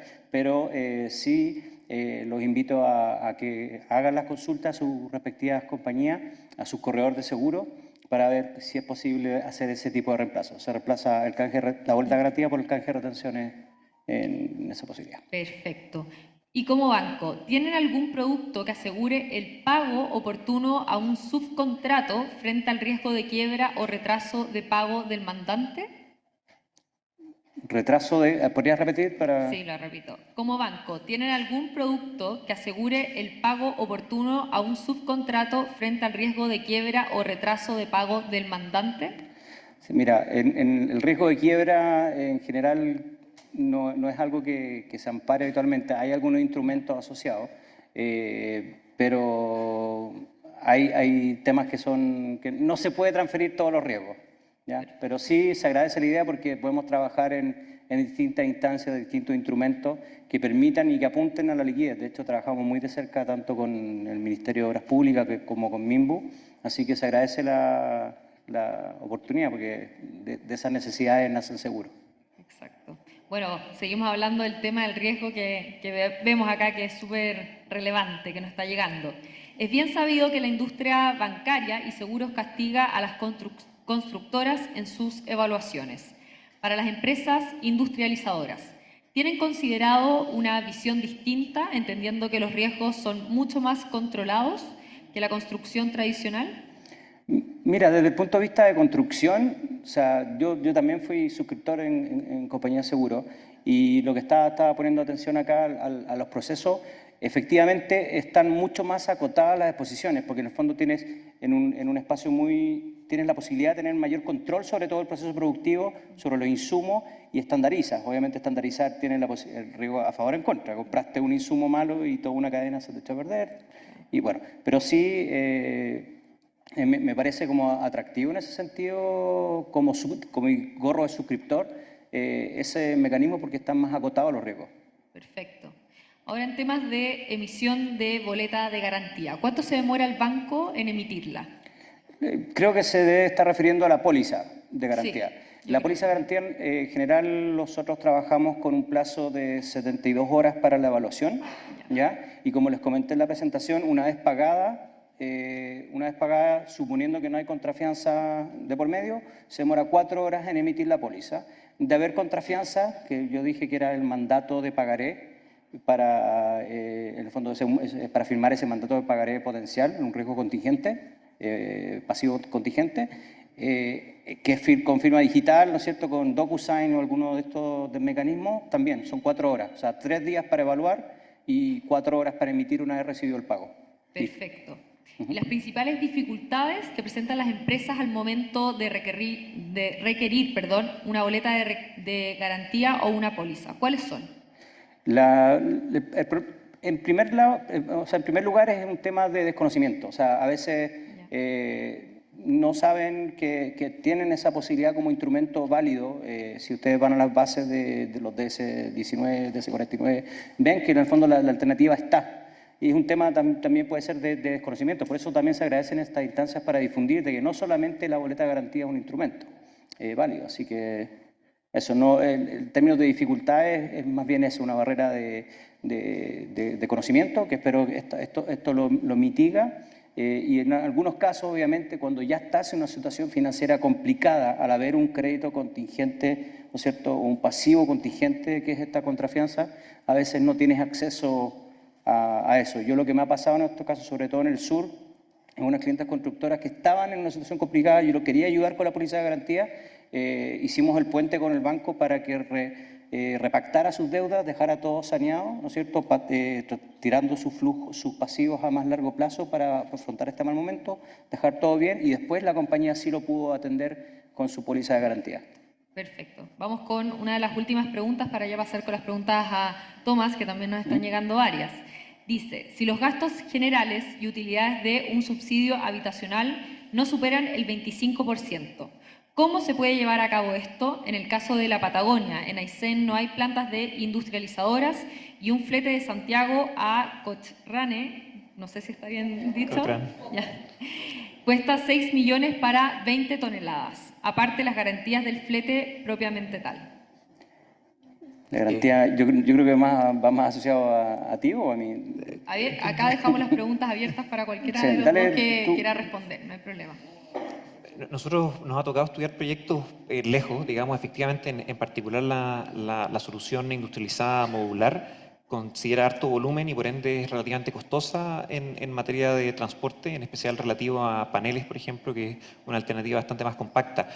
Desafortunadamente, las zonas lejanas de nuestro país también muchas veces sufren de desabastecimiento de materiales y mano de obra, y por ende el costo de transporte que lleva asociado a la edificación modular muchas veces se ve contrarrestada por el costo adicional que tendría que tratar de edificar en terreno con un sistema más tradicional o con otro sistema industrializado. Así que hemos visto esperanza, pero definitivamente el costo de transporte incide fuertemente y es fácil que en zonas así lejanas haga que el proyecto no sea viable económicamente. Sí, y para complementar, desde el punto de vista de los seguros, existe el seguro de transporte de carga sobredimensionada, que obviamente las empresas dentro del servicio, ¿no es cierto?, dentro de cómo venden el servicio hacia quien está adquiriéndolo, obvio, vienen con estos seguros muchas veces para darles la garantía de que, ok, efectivamente esto es un costo, hay un seguro asociado, o sea, toda esta materia prima que está recorriendo 1.500 kilómetros a distancia e instalándose en la mitad de un cerro, en caso que pase algo, los seguros sí responden, así que eso es un aspecto importante. Perfecto. Ahora retomando con Tomás, ya que respondiste, esta va también dirigida para ti. ¿Han tenido que modificar o más bien chilenizar las viviendas a los gustos de los chilenos, por ejemplo, con una diferente terminación exterior? Yo creo que cualquier sistema constructivo tiene que adaptarse a las realidades locales, tanto por materia de idiosincrasia como por, digamos, cuestiones normativas. Hay una serie diversas materias de presupuesto, digamos, hay una serie diversa de razones por las cuales uno, a la hora de adaptar un sistema, siempre considera todo este set de alternativas, digamos, idiosincrasia, normas, etc. Así que hemos hecho un ajuste y definitivamente es algo que hemos ido evolucionando. Creo que aún nos quedan más iteraciones en el cuerpo, digamos, pero hemos estado súper contentos con la recepción que han tenido los sistemas de vivienda en general. Perfecto. Una de las preguntas que también nos llegó y que también me surgió a mí, ¿qué tipo de software usan? Utilizamos varios softwares diferentes, pero principalmente trabajamos CADWorks, que es lo que se llama un software no solo BIM, sino que es CAD-CAM. Ya. CAD-CAM significa que es un software que, cierto, CAD es diseño asistido por computación y CAM es maquinaria asistida por computación. Digamos, tiene capacidades no solo de modelar en sistema BIM, sino que tiene la capacidad de exportar esa modelación con instrucciones directamente hacia una máquina que sabe interpretar esa instrucción como un clavado, como un corte, etc. Así que ocupamos eso fundamentalmente para programación de máquinas, y también trabajamos con Revit, que es una herramienta sumamente común de BIM, tanto para coordinaciones de arquitectura, especialidades sanitarias, eléctricas y cualquier otra. ¿Los cimientos están considerados dentro de ese proceso también? Es una de las preguntas que nos llega y que también me surge a raíz de esto que estamos hablando de este software. ¿Están considerados dentro de esa planificación? Sí, no, los cimientos debería profundizar un poco más, digamos, porque la verdad es que es algo que se pregunta bastante. Nosotros trabajamos y podemos trabajar con un rango bastante amplio de tipos de fundación. En el video se vio ahí un poco un palafito que tuvimos que construir una estructura de madera para un caso particular. Generalmente trabajamos con vigas de fundación, trabajamos pollos individuales. La verdad es que hay un rango bastante amplio. La madera, afortunadamente, son viviendas sumamente sólidas, pero relativamente livianas y no generan tantas complicaciones en suelos más complicados. Nosotros sí trabajamos el software, para responder tu pregunta. Nosotros sí trabajamos las fundaciones dentro del software, nos hacemos cargo del diseño de la fundación, del cálculo estructural de la misma. Lo que muchas veces no hacemos es la ejecución de la fundación, que la trabajamos con un partner, digamos, una empresa que se dedica a hacer todas las obras civiles, en muchos casos el montaje también. Perfecto. Bueno, ¿cuáles han sido los resultados respecto a los residuos de construcción respecto a una obra tradicional? ¿Y en cuánto se ha logrado bajar la huella de carbono? ¿O es efectivo o aún estamos experimentando? Súper buena pregunta, súper buena pregunta. Sí. Bueno, de las principales razones como sociedad que tenemos para experimentar en este tipo de construcciones, digamos, ahí mencioné algunas que tienen que ver con la consistencia en la construcción, con la velocidad de producción, pero un poco a nivel más general son principalmente esto, digamos, la construcción inevitablemente genera muchos residuos. Todos acá lo sabemos súper bien, conocemos las pilas de material. Y la construcción industrializada, precisamente por lo delicado que es el proceso y por lo mucho que uno puede pasarle responsabilidades a estos softwares, digamos, permiten reducir drásticamente. Nosotros hemos hecho mediciones y andan cercanas al 70-80% de reducción en residuos, sin mencionar que somos sumamente cuidadosos a la hora de seleccionar materiales que tampoco son particularmente tóxicos, digamos. Entonces, es un 20% que va quedando, que también lo trabajamos y lo escogemos con harto cuidado. Somos muy empeñosos a la hora de tratar de darle segundo uso a las cosas que se puede y lo que no se puede ya por último es una fracción ínfima en comparación a lo que uno típicamente genera. A nivel de emisiones de CO2, la cifra exacta no es tan fácil de extrapolar, uno tiene que, digamos, estudiar muy cercanamente en la cadena productiva, ver bien cuánto emite tu transporte, tu proveedor de madera y un montón de otros proveedores, pero a grosso modo no hay discusión hoy en día que la madera como material constructivo es infinitamente más bondadoso en esos términos, digamos. Por definición, la madera absorbe CO2 de la atmósfera al crecer y ese, digamos, CO2 que queda atrapado en la vivienda a lo largo de su vida, que, digamos, bien cuidada, pueden ser cientos de años. Entonces, es básicamente lo que estamos buscando con un montón de otras tecnologías, capturar carbono en la atmósfera y dejarlo congelado en un lugar donde pasen muchos, muchos años. Hay otras metodologías que son un poco lo contrario, digamos, activar la cal en el hormigón armado, por definición emite dióxido de carbono y por eso dentro de lo posible debiésemos tratar de reducir ese tipo de actividades. Perfecto. Y en cuanto al costo de la venta, ¿cómo funciona ahí el costo de la venta de las viviendas industrializadas en comparación con las tradicionales? ¿Cómo es esa comparación?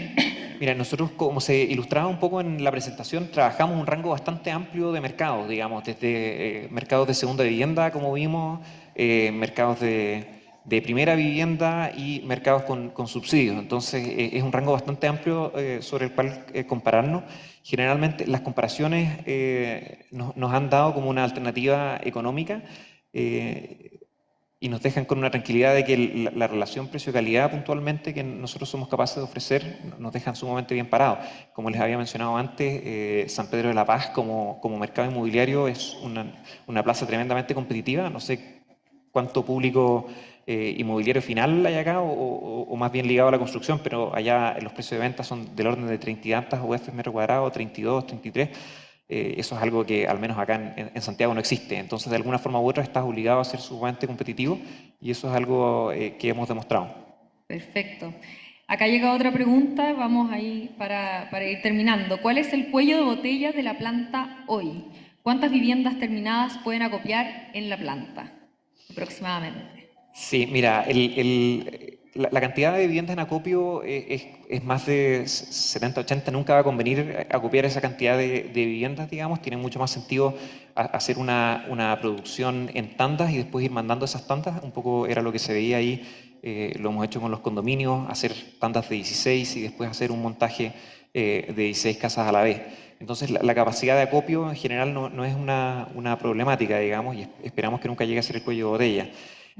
Respondiendo a la otra pregunta, el cuello de botella de la producción actualmente es toda la componente que es más bien humana, digamos. Trabajamos todas las terminaciones al interior de la vivienda, desde las instalaciones de cada foco, el piso terminado, las molduras, los sellos, la pintura, las lijas y toda esa componente es más difícil de robotizar y es más difícil de automatizar, por así decirlo, y por ende tiene un componente más desafiante.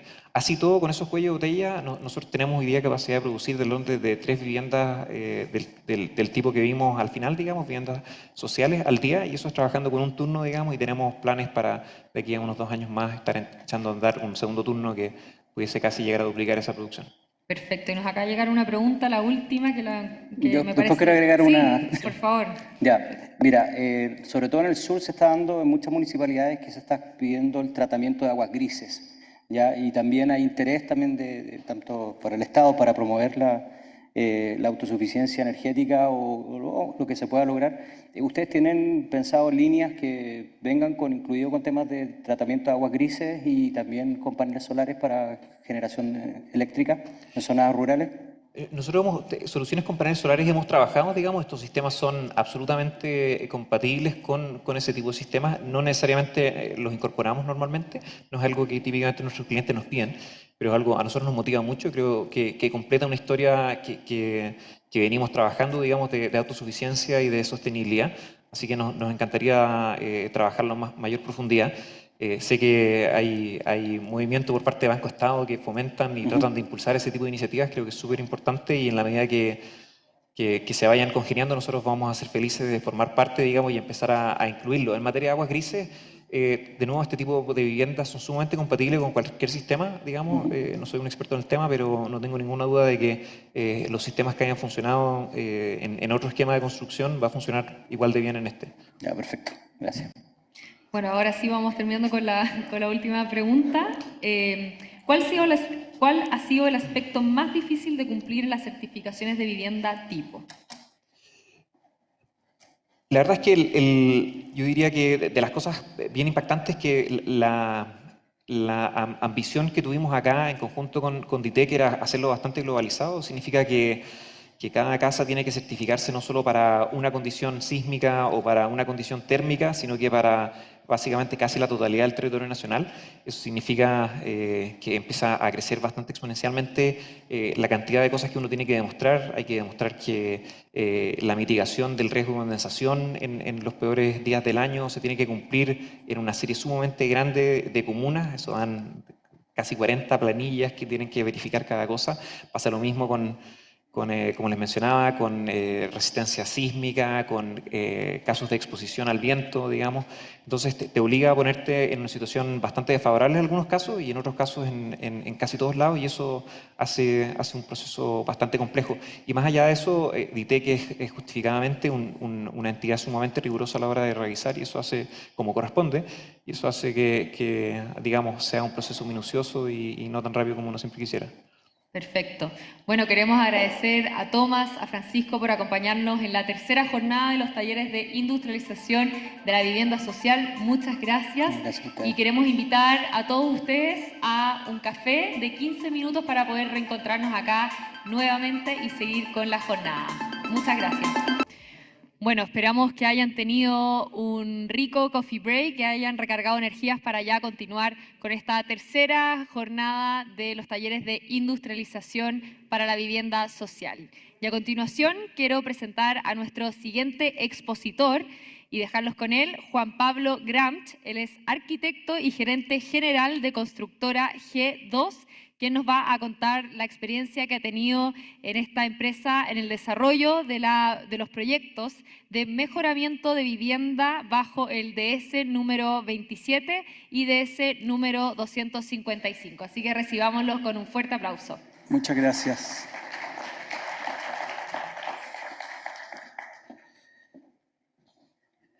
Hola, buenas tardes. Se escucha bien, parece, ¿no es cierto? Bueno, como nuestra presentadora dijo, mi nombre es Juan Pablo Gramch, yo soy arquitecto, dueño de una empresa constructora junto con mi socio, una empresa constructora que ya tiene unos 8 años y que trabaja en el decreto 27 y 255. Y llevo aproximadamente unos 25 o 28 años trabajando en temas de subsidio con el Ministerio de Vivienda en distintas regiones. Lo que me pidieron a mí es que les dé la visión que tendríamos los dueños o las empresas que hoy día trabajamos en estos decretos, en el 27 y 255, para aventurarnos o invertir en la vivienda industrializada, y en particular, especialmente, mi foco fue el sitio propio, y van a ver por qué. Lo primero que quiero recordar, porque en realidad si ustedes trabajan en esta área lo conocen bien, es qué define a las empresas que hacemos el 27 y el 255. Por de pronto somos empresas que tenemos agilidad para llegar a muy distintos lugares. Conocemos los temas administrativos de los decretos, cosa que no es menor, es casi el know-how principal de una empresa como la nuestra.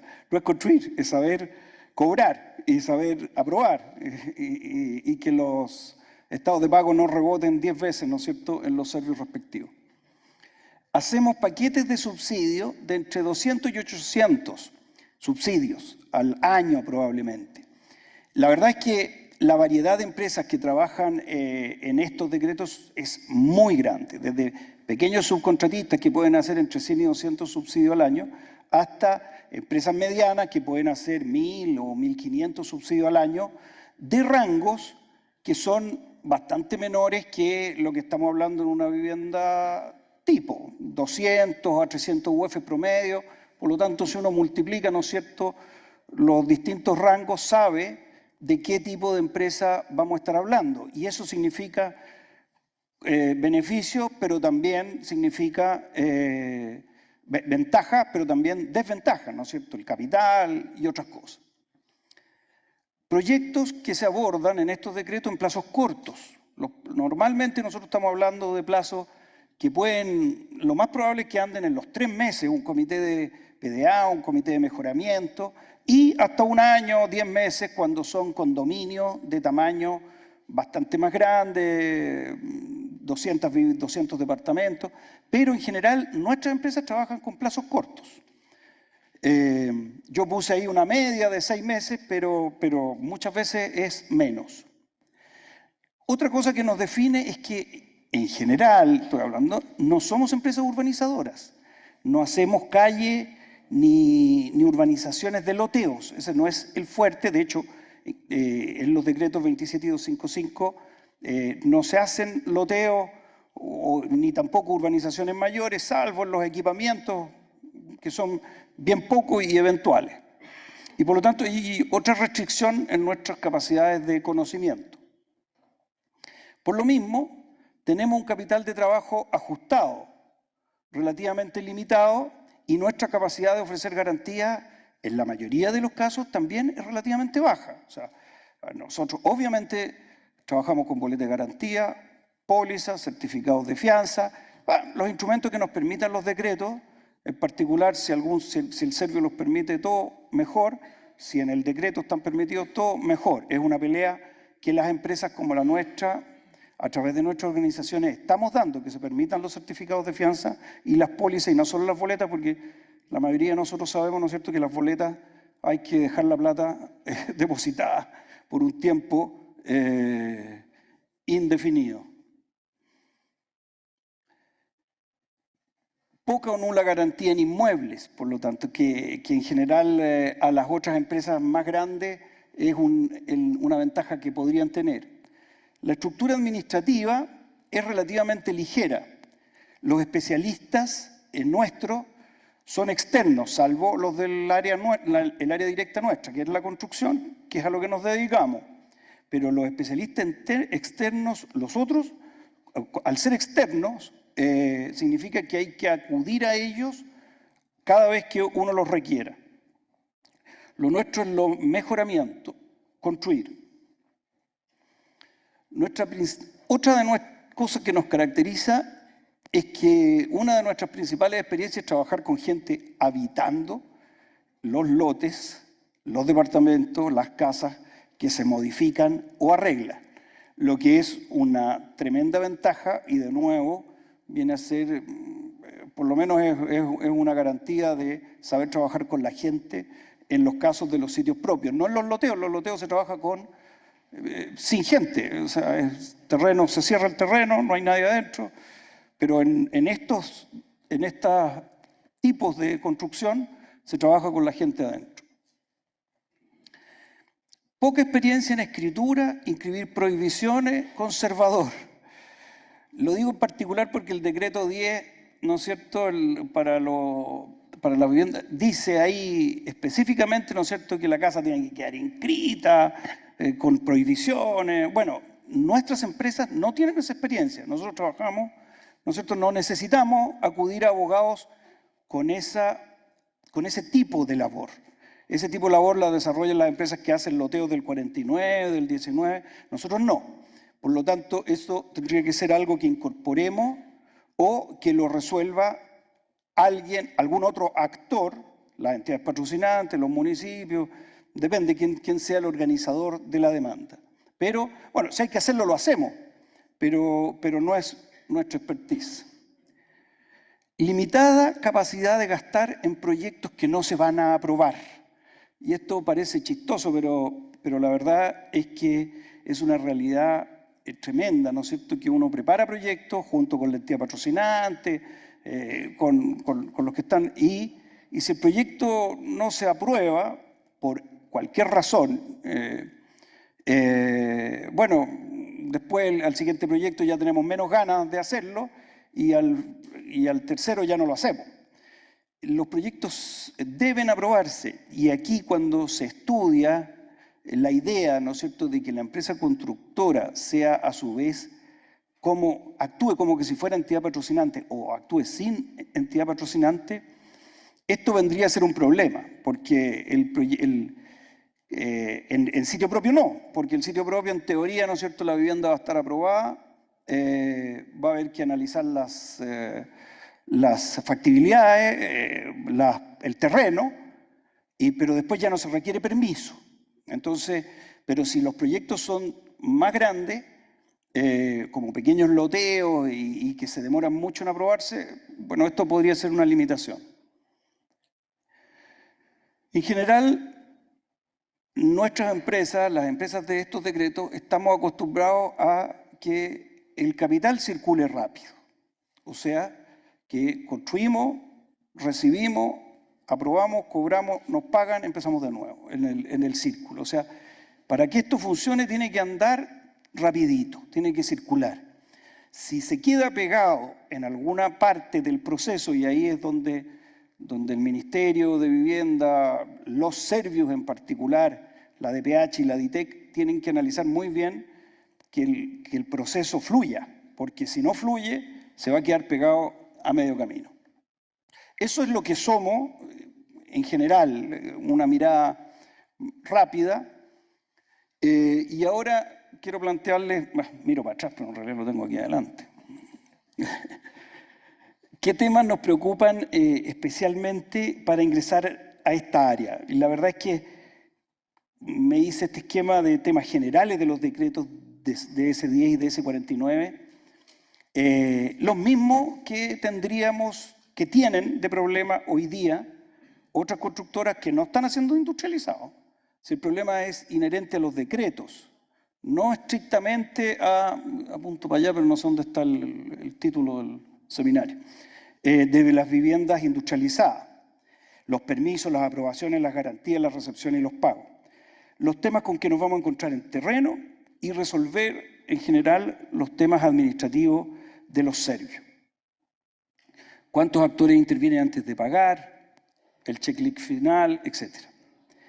Entre los temas generales está obviamente el tema de la inspección técnica, los permisos, las recepciones y los pagos.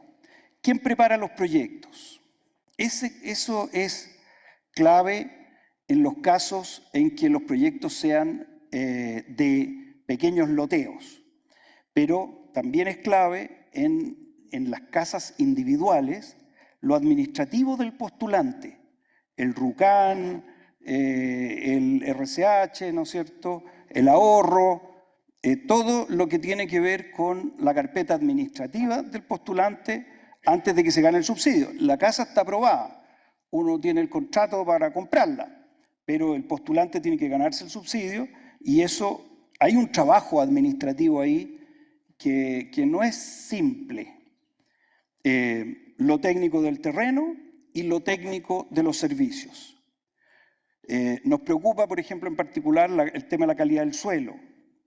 La mecánica de suelo, si hubiese que hacerla, o calicatas, cuántas se van a exigir, cuál va a ser las exigencias para viviendas, ¿no es cierto?, como las que vimos hace un rato de Patagual, en pendiente, en el cerro, que claro, como era privada, no era el servicio el que estaba pidiendo calicatas ahí, sino que el ingeniero el de suelos de esa empresa lo verificó y listo, digamos. Pero en los casos de viviendas en sitio propio, aquí va a haber que hacer estudios o por lo menos haber que demostrarle, seguramente el servicio, de que el suelo funciona, de que el suelo resiste, de que tiene una determinada capacidad de carga, ¿no es cierto?, etcétera. Eso, y si eso va a estar incluido como un adicional o no en los subsidios. En el rural es existe un subítem, ¿no es cierto?, de presupuesto adicional en caso de que el suelo sea un poco más complicado que lo habitual. Por lo tanto, ahí estaría cubierto, pero no sé si en los otros, no sé si es lo que se está contemplando aquí. Yo, lamentablemente, no he visto todas las charlas de este seminario en las dos sesiones anteriores, por lo tanto, hay algunas cosas que pueden haber quedado respondidas, y yo no necesariamente las vi. Los análisis químicos o biológicos de la potabilidad del agua.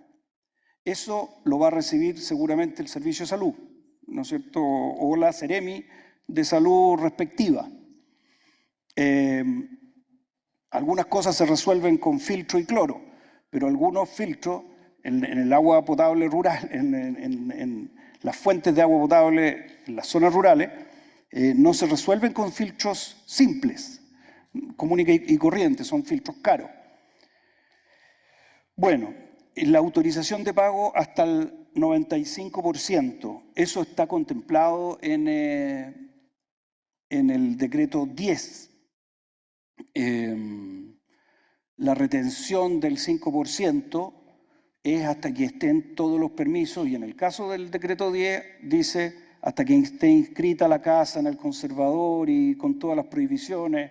Y bueno, obviamente hay que verificar que el título de dominio original no tenga demasiadas complejidades que hagan que esa inscripción no sea fácil. O sea, ¿dónde debiera haber un filtro de entrada, va a haber un filtro de entrada, es en la calidad legal de tenencia de la propiedad. Garantía con pólizas y certificados de fianza. Lo puse tan abajo que casi no se ve, pero la verdad es que eso es bien importante para empresas como la nuestra, porque se permiten, en algunas obras se permiten anticipos, pero si para dar un anticipo de un 25% del subsidio hay que poner el 25% del presupuesto en plata fresca, si fuera una boleta de garantía, ¿no es cierto?, entonces plata por plata no funciona. Las pólizas y los certificados de fianza han demostrado en los últimos años, y digo 3 o 4 años, funcionar bastante bien. Bueno, no ha habido grandes dificultades, y yo me imagino, no tengo la experiencia, pero que las pólizas han respondido.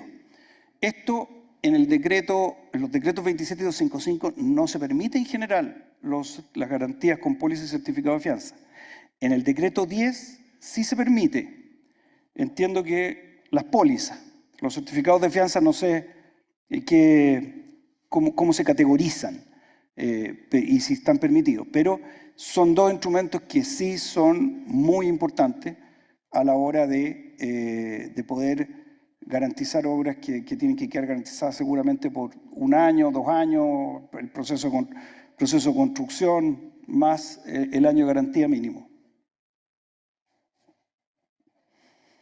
No hay recepción DOM, y no es ok, felices con eso. Pero las factibilidades previas, ¿en qué momento entran? Miro a Marcelo porque es mi contraparte que le hago las preguntas. Ese tema de las factibilidades previas,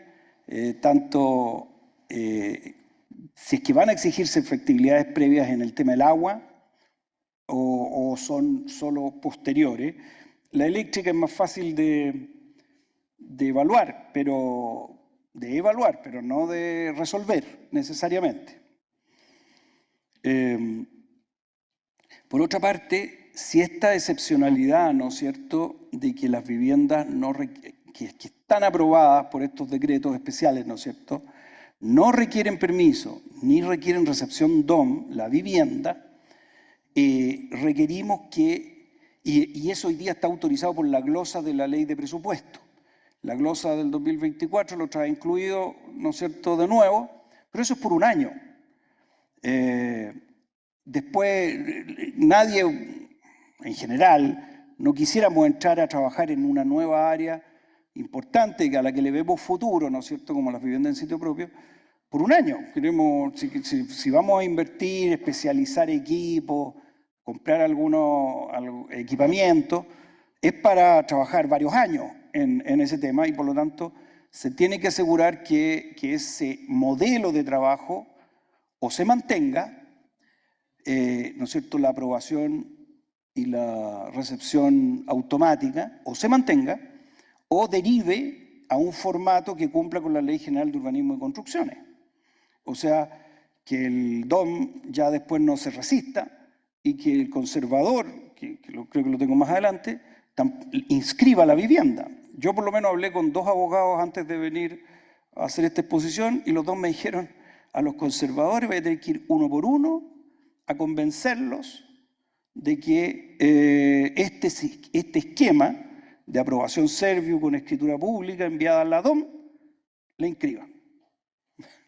Por lo tanto, hay un trabajo, yo creo que el Ministerio tiene que hacer con la Asociación de Conservadores de Chile para que esto quede como, para que funcione como el Ministerio espera, digamos, a que esa vivienda se pueda inscribir con esa recepción. El tema de la propiedad del terreno ya lo mencioné. La inspección técnica, visitas periódicas, que haya sincronía y coordinación, que haya libro de obras, que el inspector lleve el libro de obras, que no se pidan, por ejemplo, leía en el decreto 10 que hay que tener todo el set de proyectos en terreno. Yo me estoy imaginando comunas rurales, por eso que estoy pensando en el problema que vamos a encontrar. No vamos a tener una oficina de instalación de faena si nos vamos a demorar 2 semanas en total, ¿no es cierto?, o queremos demorarnos entre 2 y 3 semanas en total en armar esto, no vamos a tener una oficina de instalación de faena. Algo tendremos que inventar si fuera necesario y solucionar el problema. Para eso, a esto nos dedicamos, a solucionar problemas. Pero la idea es que no sea caro solucionar cada uno de esos problemas, porque la idea es que se construya la mejor casa con el financiamiento que existe, ¿no es cierto?, y el resultado para la gente sea el mejor, y no gastarnos plata en instalaciones de faena que se van perdiendo, portátiles, etc. La recepción técnica con FTO, tanto como para estados de pago como para obras, sería lo ideal. Si es la entidad patrocinante, si es la EGI, si es... Ya no existen las EGI, las EP. Si es la EP o es la FTO, ideal, porque va a costar que el Serviu se dé la vuelta por el circuito de comunas que le estamos pidiendo que vaya, ¿no es cierto?, a ver una casa en cada orilla de campo. Va a costar que vaya. La idea es que sea rápido, por lo tanto, a la semana va a estar la casa 70% o 90%, y a las 2 semanas va a estar 100%. Y si el Serviu programa 2 semanas, para 2 semanas después la visita, o porque no tiene camioneta, o porque el inspector está demasiado ocupado, que muchas veces es absolutamente cierto, o sea, tienen demasiada pega para revisar. Entonces hay que inventar un sistema de inspección externa que funcione. Que el Serviu aleatoriamente revise, perfecto, no hay problema, mejor. Pero yo creo que los estados de pago y las recepciones no se deben frenar por las inspecciones de los Servius. Por último, ya para ir terminando, respecto de los Servius regionales, con los cuales tenemos hartas experiencias, muchas muy buenas, otras más o menos y algunas malas. Entonces, sin embargo, nos conocemos mucho con la gente de los Servius, con los inspectores, y además tenemos la camiseta de la vivienda pública, tenemos la camiseta de construir, nos encanta. A nosotros lo que nos gusta es construir. Entonces, si el Serviu nos manda a construir más cosas, mejor. Es nuestra pega, es lo que hacemos, es a lo que nos dedicamos. Entonces, tener una contraparte en los Servius que esté atenta al proceso. Yo pongo ahí que responda a los mails, pero un buen profesional motivado y capacitado vale más que 20 páginas de procedimiento. Se resuelven los problemas con profesionales que saben hacer la pega, que conocen los procedimientos administrativos y que saben dónde está, hasta dónde puede llegar y debe llegar cada uno. Y en eso, capacitar a los equipos de trabajo que van a estar en este tema rural, para que la meta se cumpla, para que las cosas funcionen, la capacitación de los profesionales y la motivación de ellos es clave. Que el Servio comprenda y aplique lo mismo en cada región que lo que el MIMBU quiere desde el nivel central. Ese es para los que conocemos, trabajamos en esto, es como lo del Banco Estado. Se lo dije, así que no voy a apelarlo para nada. El Banco Estado a nivel central nos da una charla extraordinaria aquí mismo, en estos mismos lugares. Llegamos felices a las regiones, ahí a la agencia en alguna provincia, nos dicen, no trabajamos ese producto, no, esa cuestión, no tenemos instrucciones, clásico. Bueno, pasa lo mismo con los serbios, que los serbios no están suficientemente capacitados respecto de lo que el MIMBU quiere, y eso es casi más importante que aprobar casa, porque fluyen las cosas. Mesa de nuevos críticos para resolver los problemas, eso es algo que ha ido funcionando en los últimos años, ha funcionado muy bien y que yo creo que hay que mantener. Y por último, una última reflexión. A propósito de industria de viviendas industrializadas, valga la redundancia, ¿no es cierto? Las empresas que trabajamos en estos decretos y en este tipo de obras, también somos industria y nos hemos capacitado, sabemos comprar cada vez mejor, sabemos utilizar instrumentos financieros. Deben haber unas 2.000, calculo yo, y puede que me quede corto, 2.000 empresas en Chile que trabajen en estos decretos.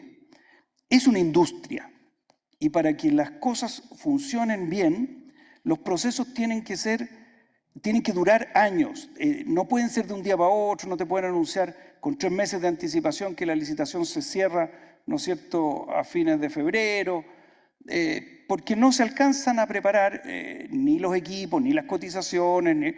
Entonces, pensar esto que se quiere, ¿no es cierto?, que entren muchas empresas, que entren 100 empresas a hacer cada una 100 viviendas al año, que es poca meta y poca cantidad de empresas, pues ahí tienes ya una buena cantidad de las 20.000 que quieren. Entonces, pensar a este tipo de empresas como parte, que es una industria y por lo tanto requiere estabilidad de reglas del juego y de financiamientos de largo plazo y obviamente que todo cuadre. Eso, muchas gracias.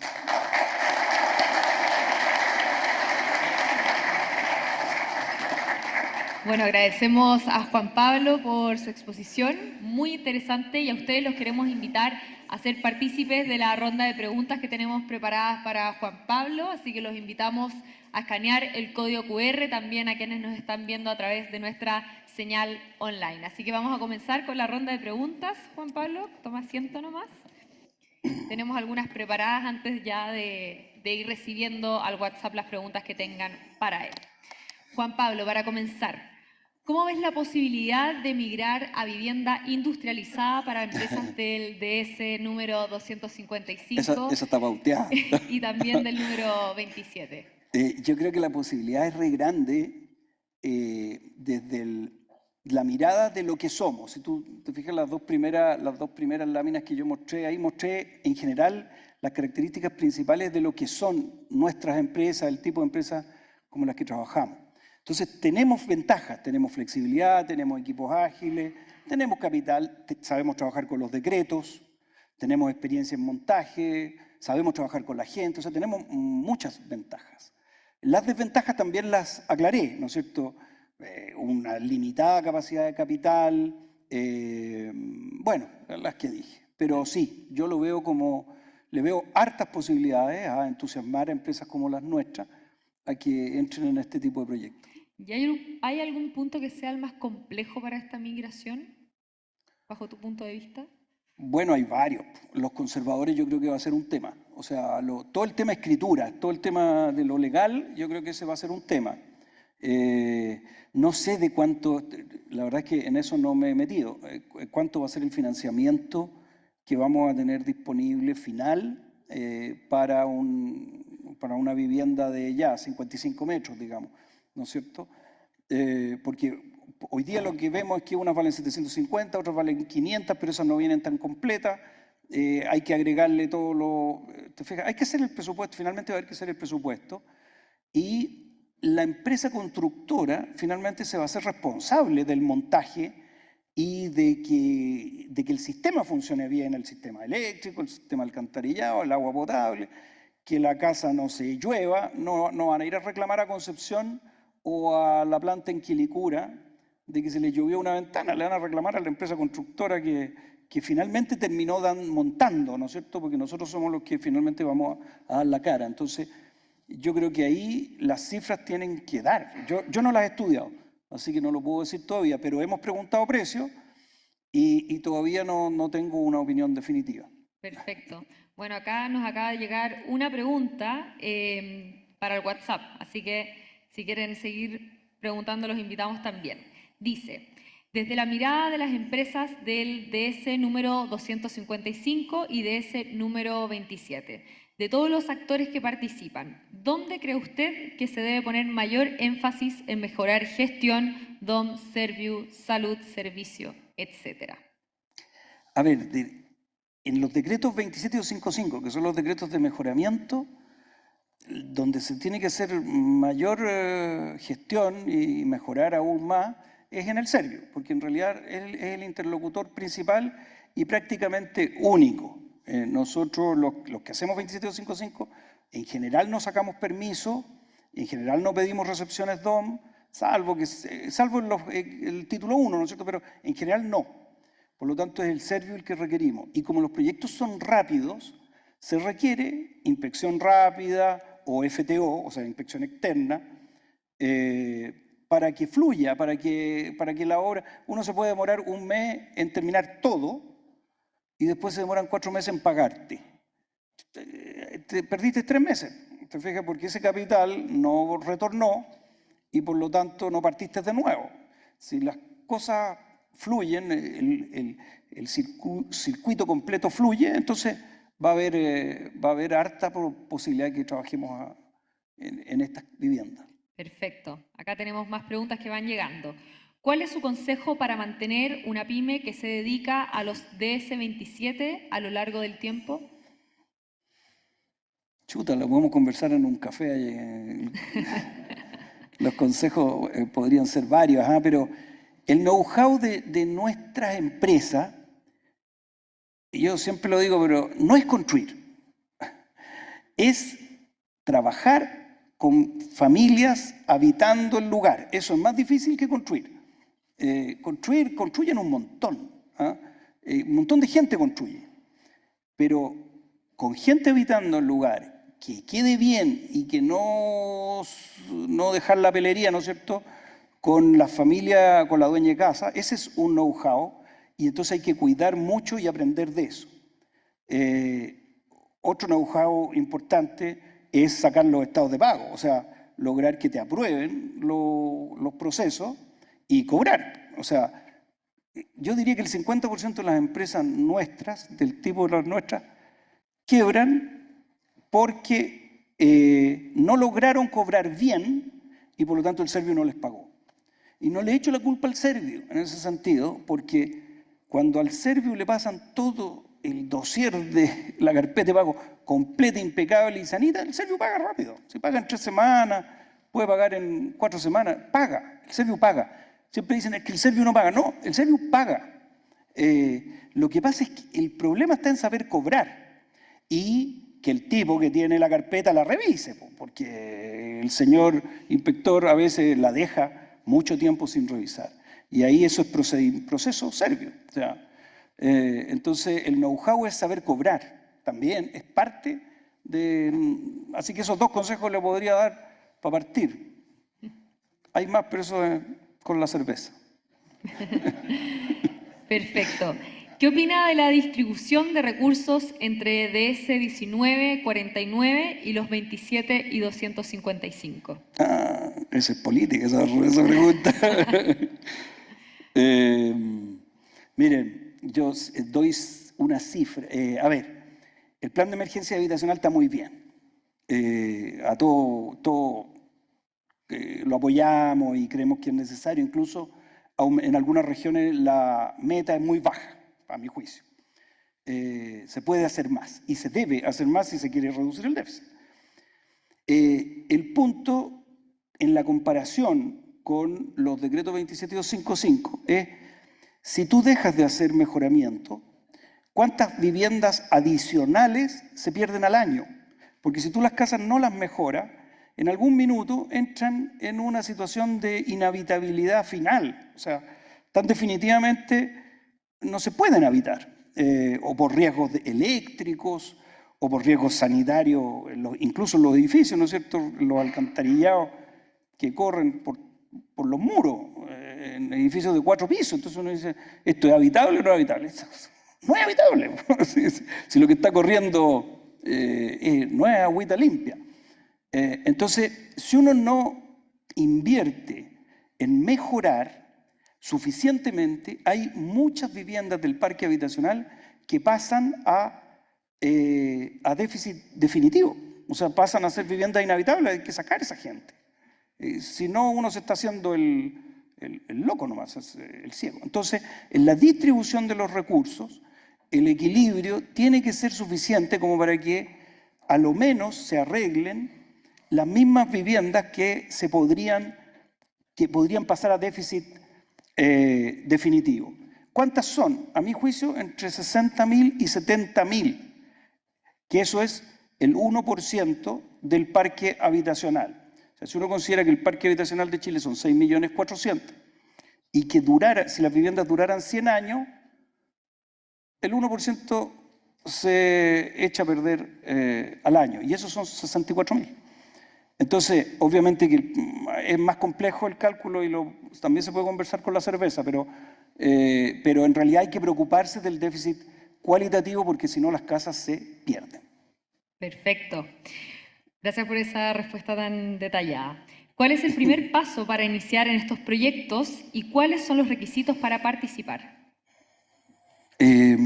Bueno, es bien fácil entrar a trabajar en los proyectos del decreto 27255.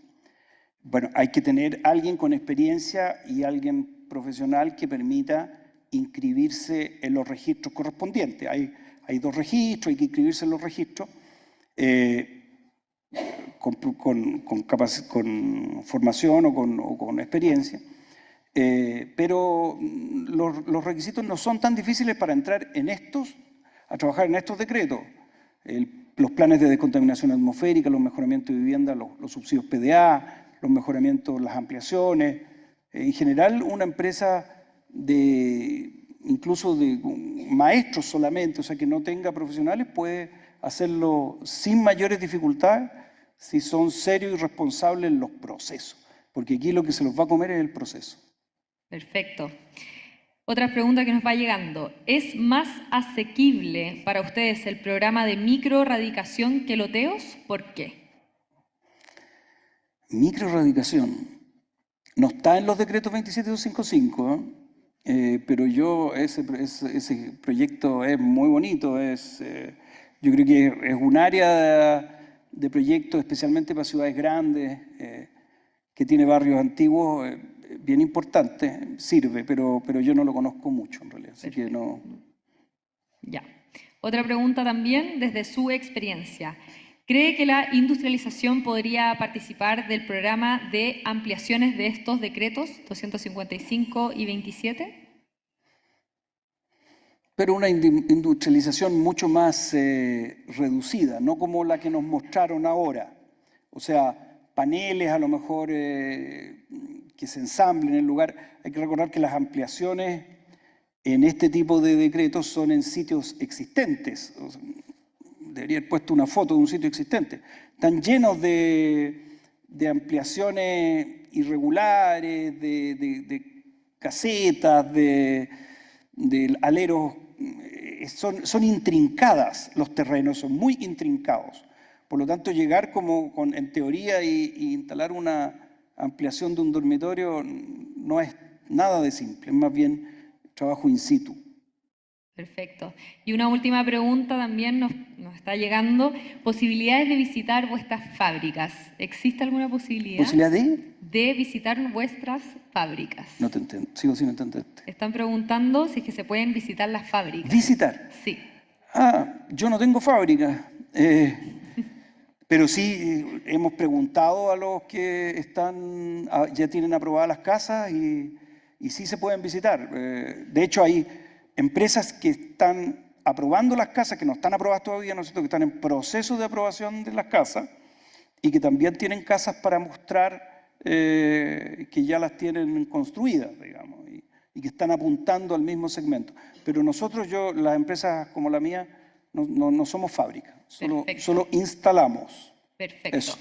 Bueno, queremos agradecer a Juan Pablo por su tiempo, por participar de esta tercera jornada de los talleres de industrialización de la vivienda social. También queremos agradecerle a Tomás por habernos acompañado hoy día, a Francisco también, así que un fuerte aplauso para ellos. Nos despedimos y despedimos también a nuestra audiencia que nos acompañó de manera online a través de nuestras plataformas oficiales y queremos dejarlos